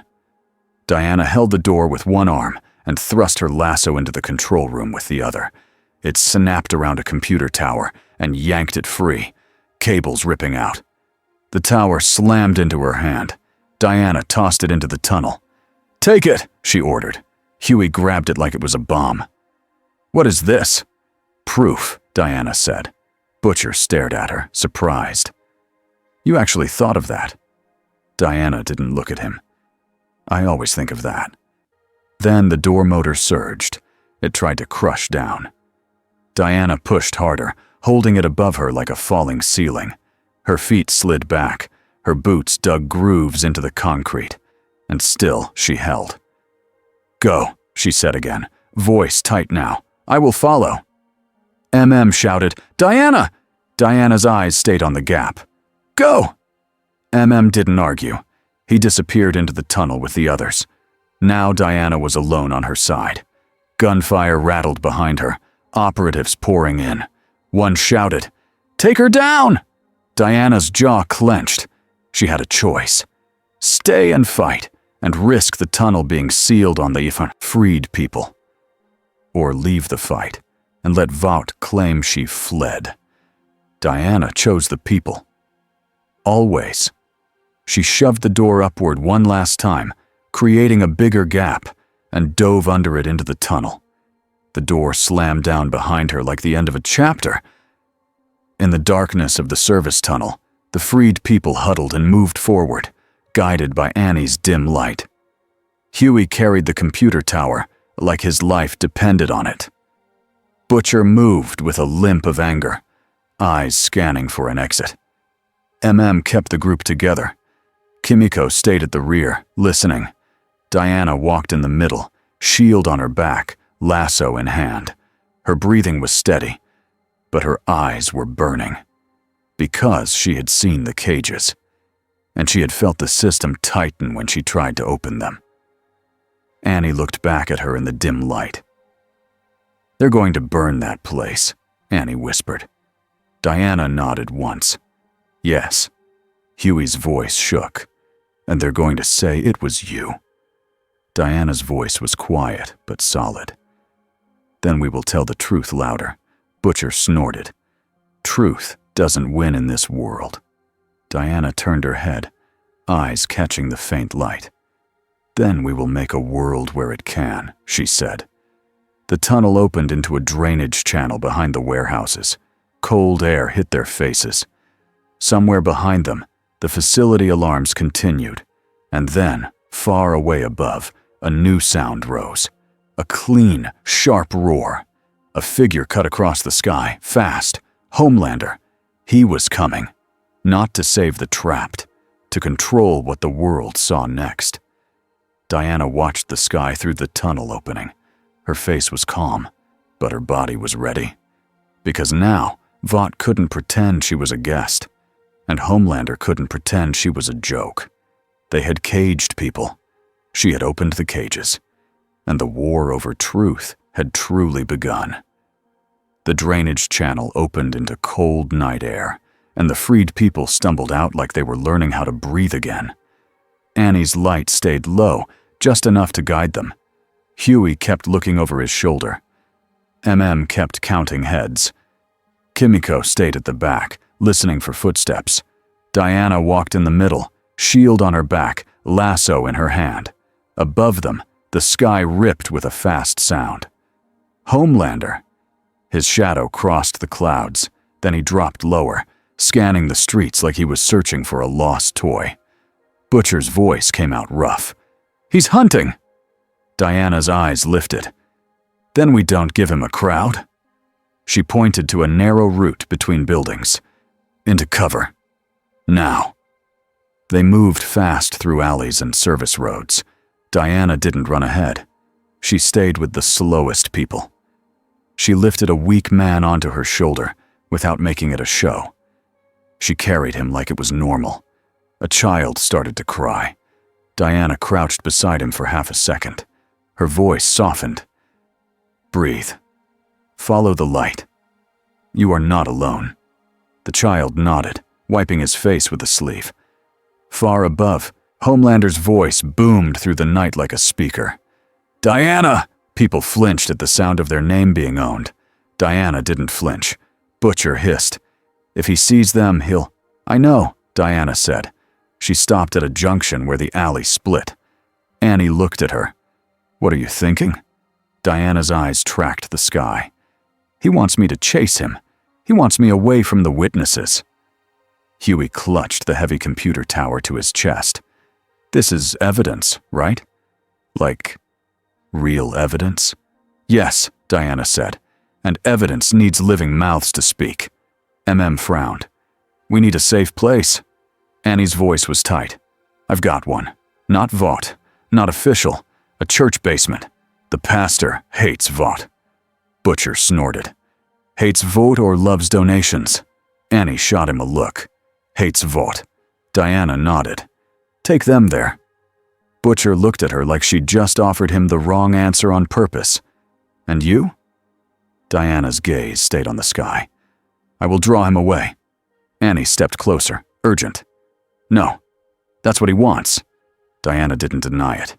"Yes, but I will decide where, and I will decide how." Huey's voice shook. "You can't fight him, and also," Diana's eyes flicked to him, calm and steady. "I am not fighting for pride. I am fighting for time." Kimiko touched Diana's arm once, quick, a warning and a promise at the same time. Diana gave her a small nod. Then Diana stepped out into a wider street and looked up. Homelander saw her immediately. He dropped like a spear and hovered 20 feet above her, cape snapping in the wind. His smile was bright, but it didn't reach his eyes. "There you are," he said, like he was greeting a friend. "You really made a mess tonight." Diana's voice carried up, clear. "You made the mess. I opened the cages." Homelander tilted his head. "Cages? That's cute. You think you know what's going on." Diana's hand tightened on the lasso. "I know enough." Homelander's eyes flicked down the street, searching for movement, for hiding people. Diana raised her shield and stepped forward, placing herself fully in his line of sight. "You want me," she said. "Here I am." Homelander's smile sharpened. "Oh, I want a lot of things." He dropped lower. "I want you to stop embarrassing me." Diana's face stayed calm. "Then stop doing things worth being embarrassed by." For a second, Homelander's smile twitched. Then he laughed. "Okay, fine. Let's do it your way." He looked past her at the tall buildings. "Pick a rooftop, somewhere high, Somewhere quiet. Diana understood the trap, but she also understood the opportunity. She nodded once. Good. Away from people. Homelander's eyes gleamed. Exactly. He shot upward. Diana followed, leaping from a fire escape to a ledge, then to a rooftop, moving fast enough that street cameras struggled to track her. She landed on a flat roof above a closed office building. Homelander hovered across from her, arms spread, like he was hosting a show for an invisible audience. Now, he said, we talk. Diana lifted her shield slightly. Talk then. Homelander floated closer, slow and confident. You don't get it yet. This world needs me. It needs the idea of me. Without that, people panic. They riot. They tear each other apart. Diana's eyes narrowed. People do not need lies to be good. Homelander chuckled. Sure, and little kids don't need bedtime stories, right? Diana didn't smile. Your story hurts them? Homelander's eyes hardened. My story keeps them in line. Diana took a breath. That is not heroism. That is control. Homelander leaned in, voice lower. And what do you call it when you come into my country and decide you're the judge? Diana's voice stayed steady. I am not judging a country. I am judging you. Homelander's smile returned, mean and small. Here's the thing, Diana. You're strong, stronger than most. Maybe stronger than anyone I've met. His eyes dropped to the lasso. And you have that little truth toy. Diana lifted the lasso. It is not a toy. Homelander's face tightened for half a second. Then he sighed like he was bored. What if, he said, we don't fight? Diana paused. Homelander spread his hands again. What if we work together? You want to protect people. I want order. You can be the good cop. I can be the bad cop. Diana's eyes narrowed. You want a partner to make you look better. Homelander's smile was quick. I want a partner who makes this easy. He stepped closer, floating just above the roof. You and me could fix everything. No more hiding. No more cages. We can run it clean. Diana's gaze stayed locked on him. You cannot run anything clean if you are dirty inside. Homelander's eyes flashed red. Diana did not move back. Homelander's voice dropped to a whisper. Say yes. Diana's answer was simple. No.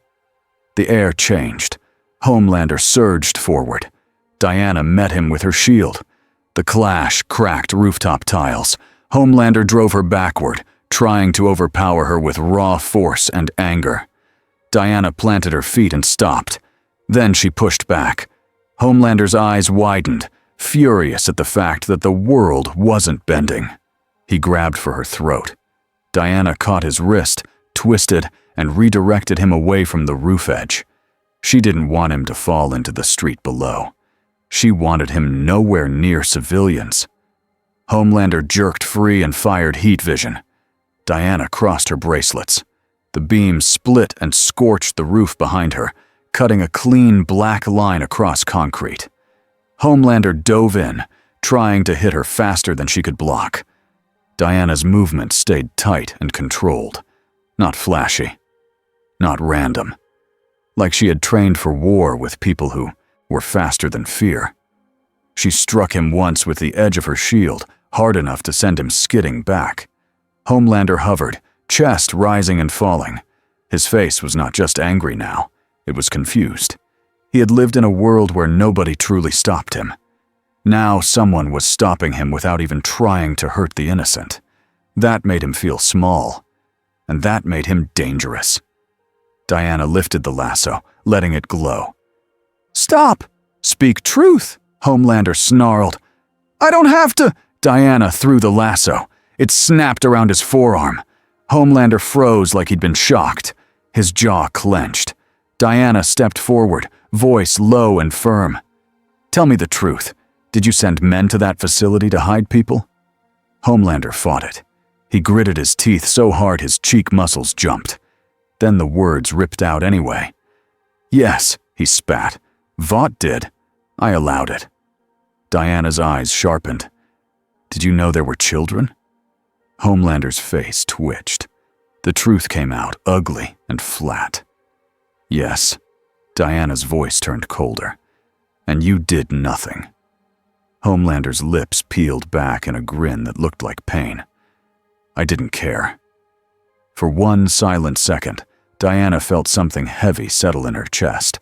Not surprise, grief, because she had hoped there would be a human line inside him. Homelander yanked at the lasso, trying to pull her off balance. Diana didn't move. Then, Homelander did the one thing he always did when he felt trapped. He tried to change the story. He lifted his voice, loud enough for nearby drones to catch if any were close. "She's attacking me," he shouted. "She's forcing me!" Diana snapped the lasso tighter, stepping closer. "You will not lie." Homelander's eyes widened in rage. He surged forward, dragging her toward the edge, trying to make her choose between holding the lasso and saving herself. Diana chose control. She let the lasso slip for half a beat, used that beat to hook her shield into his ribs, and drove him backward. Homelander slammed into a rooftop air unit, metal dented. Diana moved in fast, wrapping the lasso around his torso, pinning his arms tight. The glow flared. Homelander's breathing became sharp and loud. Diana's voice stayed steady. "Listen carefully. You will not go near those people again." Homelander's face twisted. "You can't stop me forever." Diana didn't pretend she could. "Then I will stop you today, and tomorrow, and every day I am here." Homelander roared and blasted heat vision wildly. Diana twisted, using her bracelets to deflect the beams up into the open sky. No buildings hit, no streets lit up, just empty air burned. It took effort. It took focus. Homelander felt that focus and hated it. His voice, pulled by the lasso, came out raw. "You think you're better than me." Diana's eyes stayed sad, not proud. "I am trying to be worthy of my power. You are trying to be above everyone." Homelander shook, muscles straining. The lasso held. Diana held. Then a helicopter spotlight swung toward them. Not a news helicopter. A Vought helicopter. A speaker blared. "Unknown hostile!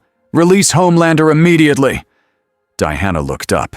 She saw the camera lens on the chopper belly. This wasn't rescue. It was framing. Homelander's mouth curled into a grin.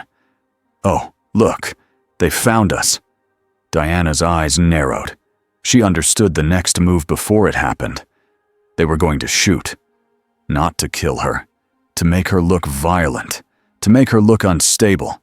To make her flinch into a bad moment. A loud crack hit the roof. A sonic weapon burst. Annie's warning echoed in Diana's mind. Anti-soup tools. The sound wasn't just loud. It was designed to break focus. Diana's vision blurred for a fraction of a second. Her grip loosened. Homelander felt it instantly and surged. The lasso slipped. He tore free with a violent jerk, then grabbed Diana's shoulder and tried to throw her off the roof. Diana spun, catching the edge with one hand, then swung back up with a controlled motion that should not have been possible at that height.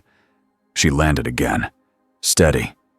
Homelander hovered above her, breathing hard, eyes burning. The helicopter spotlight stayed on them. Homelander glanced at it, then back at Diana.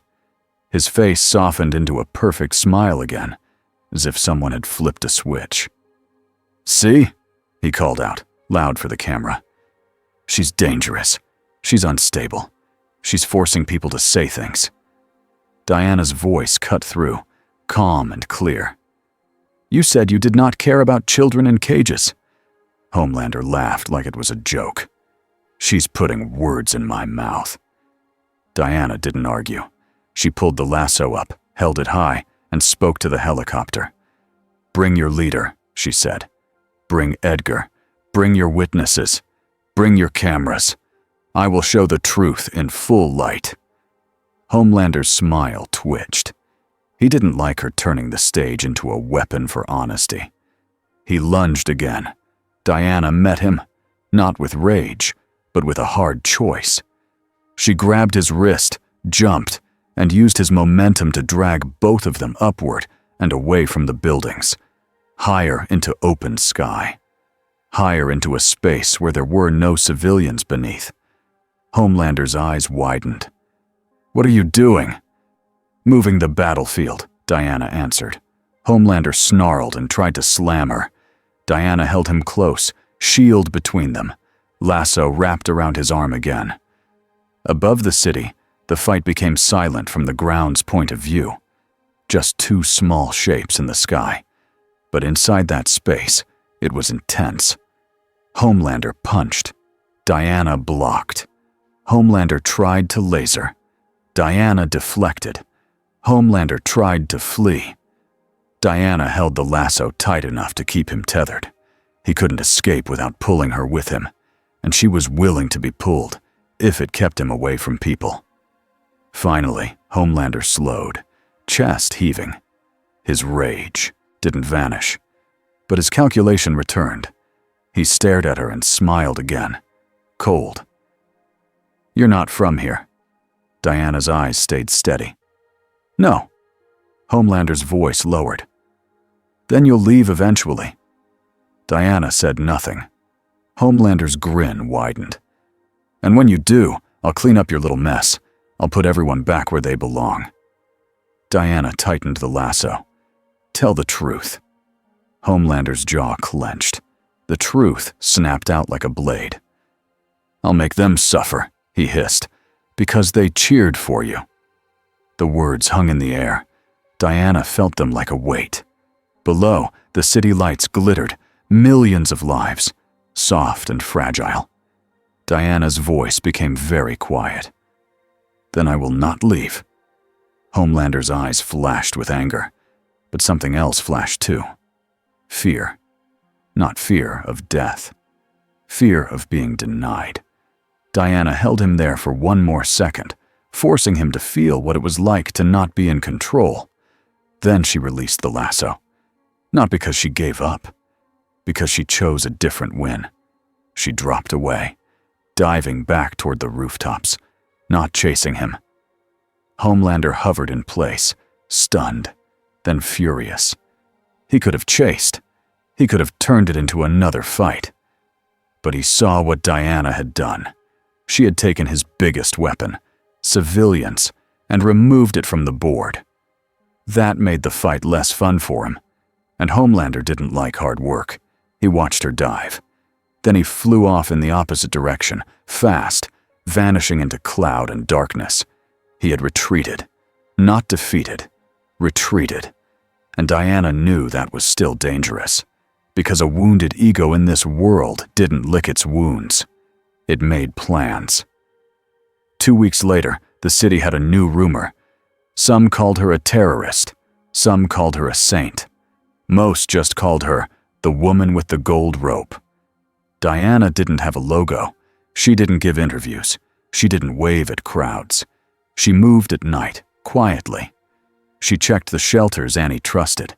She stood outside court buildings when witnesses walked in shaking. She helped survivors relocate to safe places that didn't exist on official maps. Huey started calling it the Invisible City.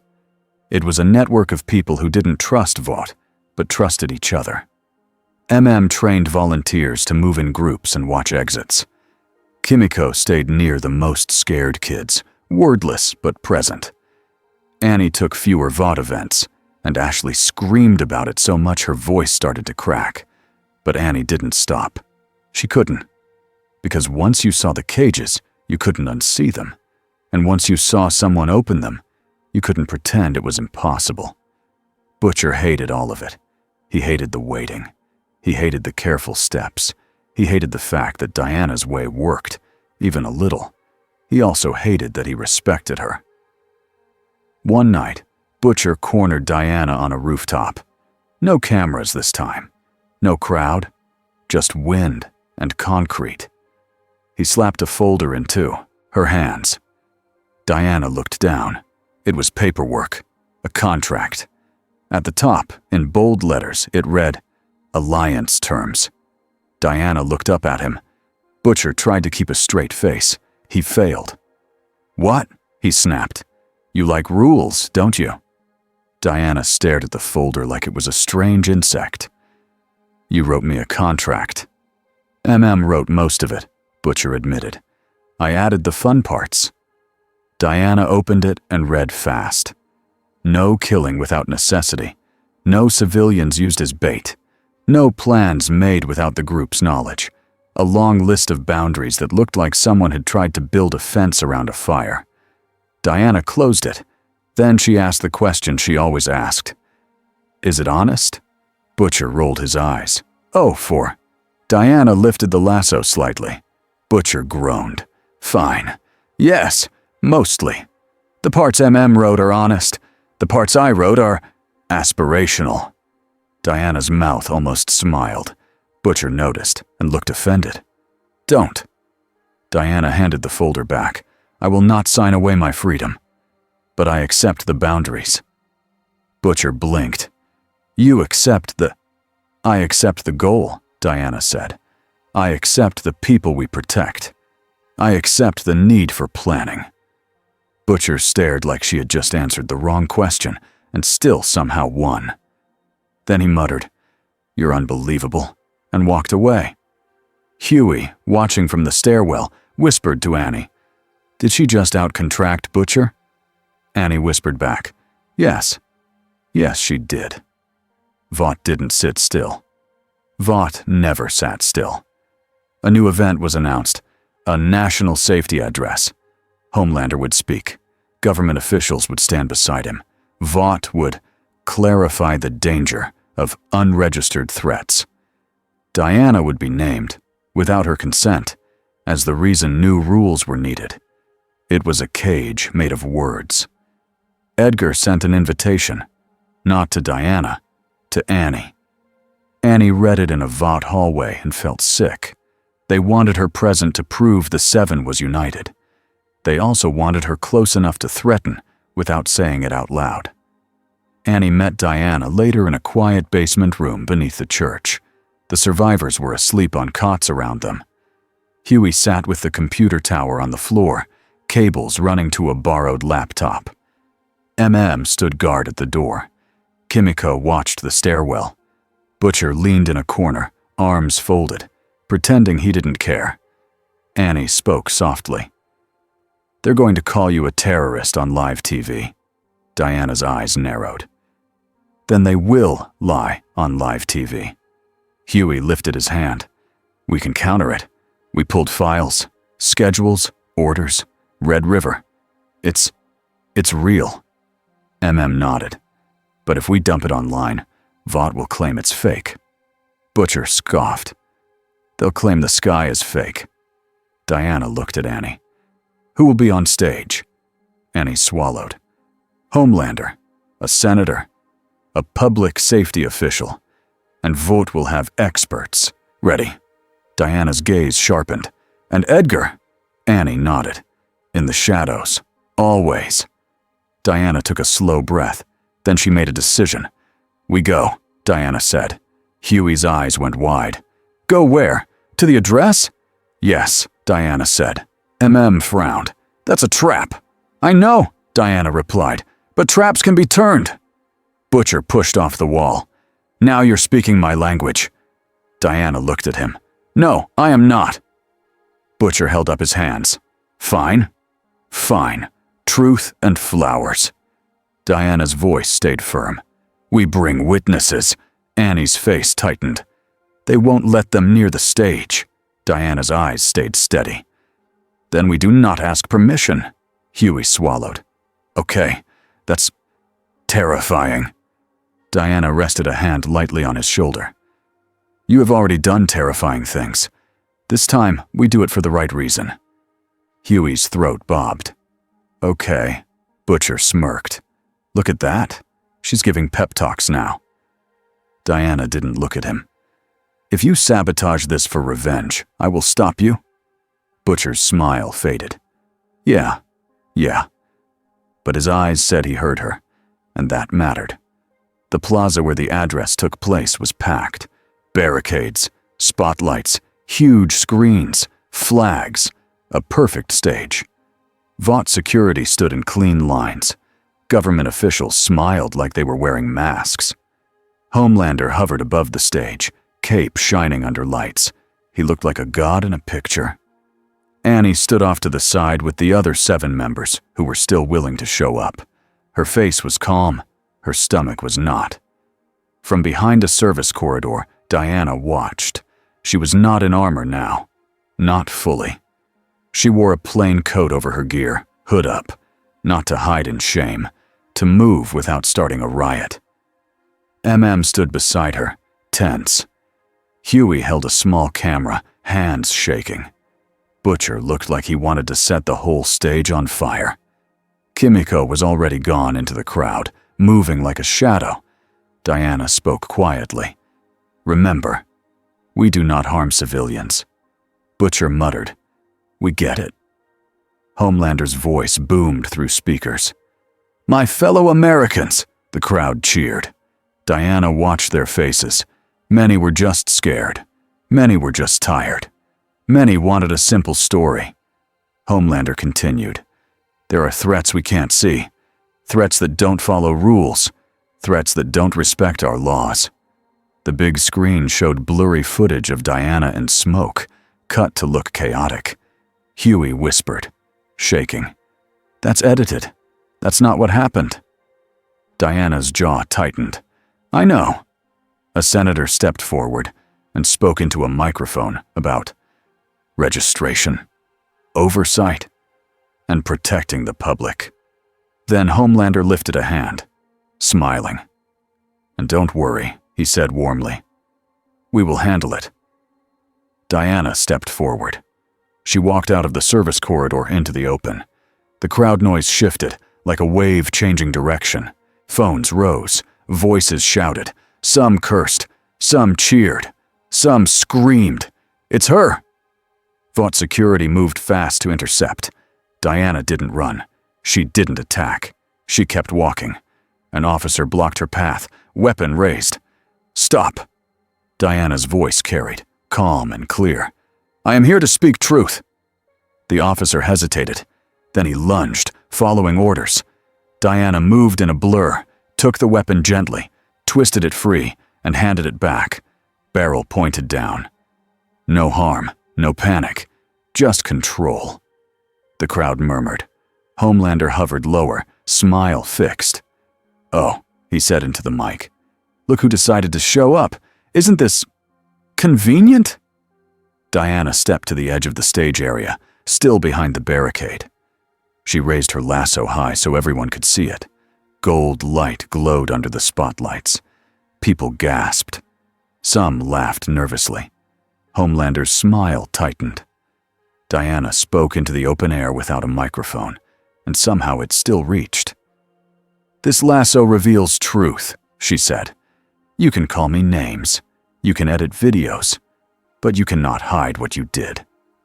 A government official shouted, "This is an unlawful disruption." Diana turned her head slightly. "Then arrest me after you hear the truth." The crowd shifted again, because that sounded like something a real hero would say. Homelander laughed into the mic. "A magic rope. That's adorable.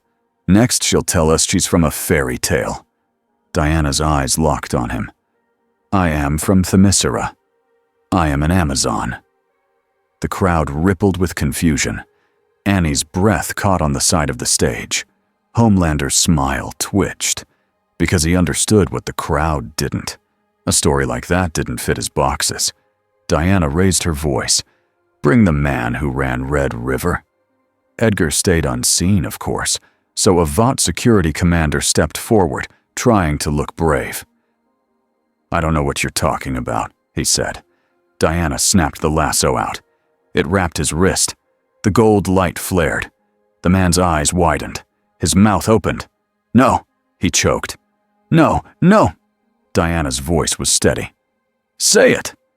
The truth spilled out, loud enough for nearby microphones to catch. Red River is a holding facility, he blurted. We keep test subjects and witnesses. We delete footage. We move people without records. The crowd went silent. Somebody dropped a phone. Diana tightened the lasso slightly. Who ordered it? The man's face contorted. Vought leadership, special operations, Edgar. And his eyes flicked up to Homelander. The lasso forced the rest out like a door opening. And Homelander allowed it, the commander said. A wave of shock rolled through the plaza. Homelander's smile stayed in place, but his eyes went flat and dangerous. He floated down, slow and deliberate, and landed on the stage. He lifted the microphone. Wow, he said, voice warm. That's crazy. That's a crazy claim. And you all saw it, right? She forced him. She used mind control. Diana's voice cut through. It is not mind control. It is truth. Homelander turned his head slightly, like he was listening to a whisper only he could hear. Then he looked back at the crowd and smiled wider. Listen, he said gently. I'm sorry you had to see this. I know it's scary, but don't worry. I'm here.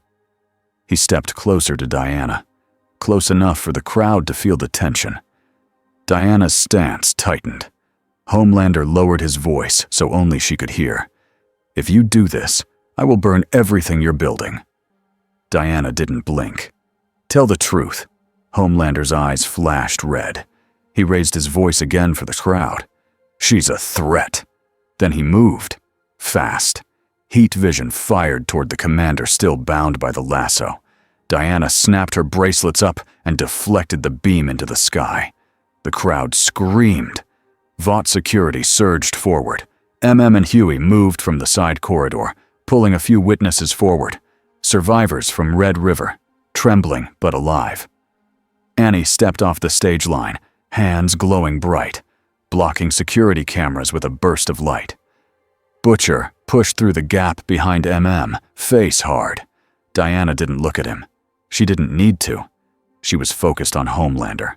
Homelander lunged again, aiming to grab Diana and fling her into the crowd so the crowd would blame her. Diana caught him and pivoted, dragging him away from the stage edge. She used her shield to block him from the microphones. She wasn't trying to win a fight. She was trying to stop a massacre. Homelander snarled, "Let me go!" Diana's answer was short. "No!" She snapped the lasso toward him.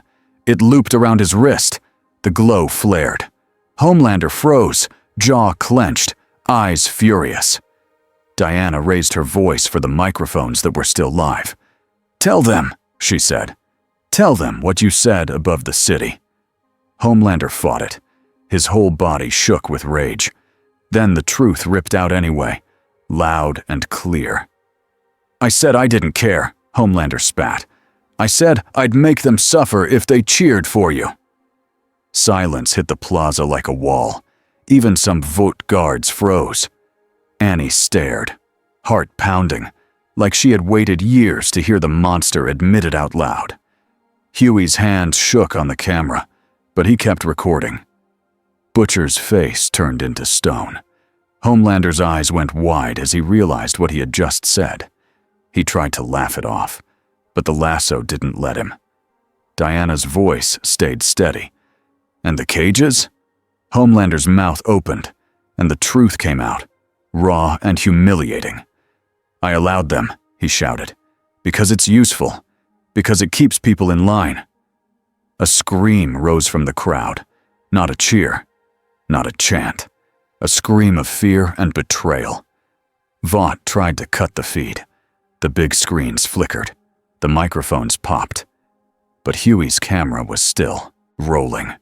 And Annie's light kept frying the nearby signal blockers, just enough. MM grabbed Huey's shoulder. "Upload now." Huey nodded hard, fingers shaking as he hit send. Butcher stared at Homelander, with a hatred so heavy it looked like it could crush concrete. He pulled a gun. Diana saw it instantly. She stepped between Butcher and Homelander, without looking away from Homelander. "No," she said. Butcher's voice cracked with rage. "He just confessed." Diana's voice stayed firm. "You will not execute him in front of terrified people." Butcher's jaw trembled. "He'll do it again." Diana didn't pretend otherwise. "Then we keep stopping him." Homelander yanked at the lasso, eyes burning. "You think you're winning?" Diana's eyes stayed sad and steady. "No, I think they are finally seeing." Homelander's rage exploded. He surged upward, ripping his wrist free with a violent jerk that tore the lasso loose for half a second. He shot into the sky, fast, not retreating because he was beaten, retreating because the stage had turned against him, because the story had turned. Vought security moved to control the crowd. Officials yelled orders. The plaza turned into confusion. But it wasn't the same confusion as before. It wasn't fear of Diana.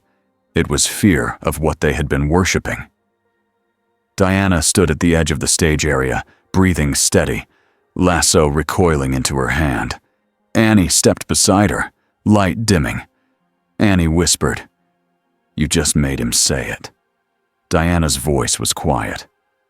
"Truth does not end the fight, but it changes it." Butcher stared up at the empty sky, where Homelander had vanished. Then he looked at Diana like she had stolen something from him. Not victory, a simpler ending. He spat on the ground. "This isn't over." Diana nodded. "I know." In the days that followed, the video spread anyway. Vought called it fake. Vought called it edited. Vought called it a terrorist mind control event. Some people believed Vought. Some people didn't. But even the ones who wanted to believe Vought had a new problem.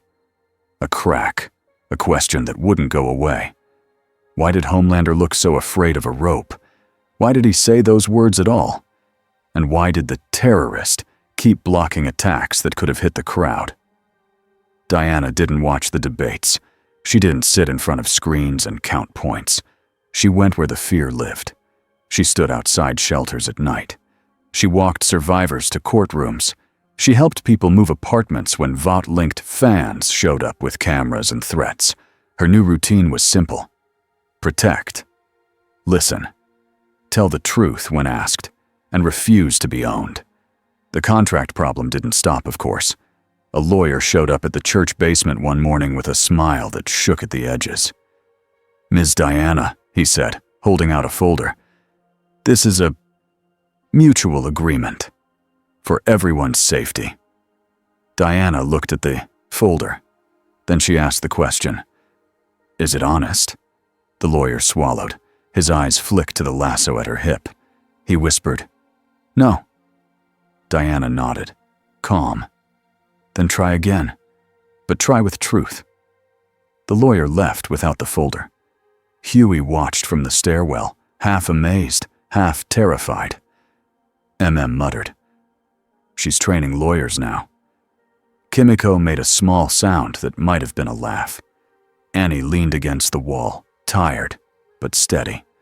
And Butcher, from the corner, said, "If she gets the lawyers to stop lying, I'm retiring." No one believed him, not even him.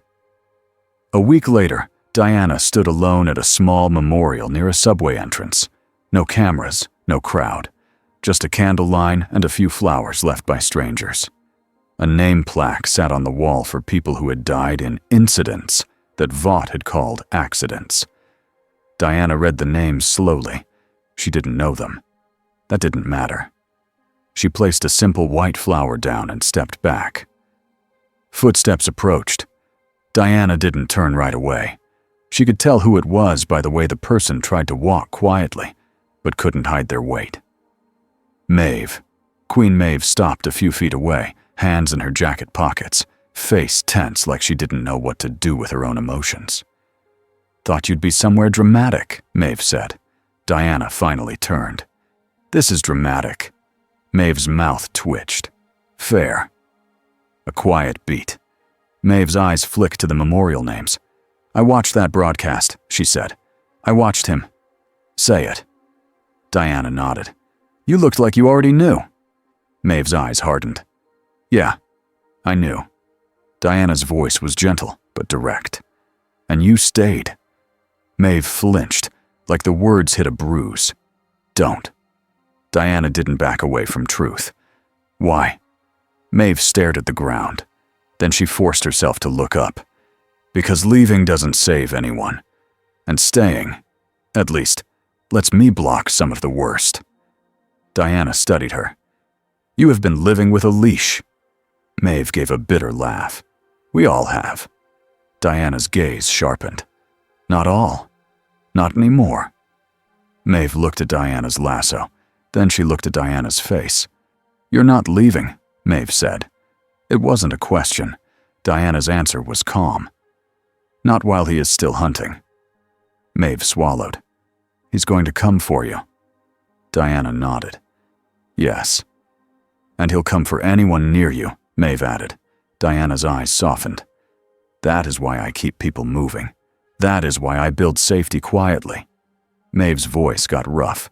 You make it sound possible. Diana looked back at the memorial. It is possible.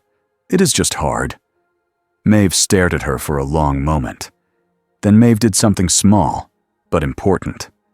She pulled a phone from her pocket and held it out. A list, Maeve said. Facilities, shell companies, places they hide things. I've had it for a while. Diana took the phone, carefully. Why give it to me? Maeve's jaw tightened. Because I'm tired of being a poster.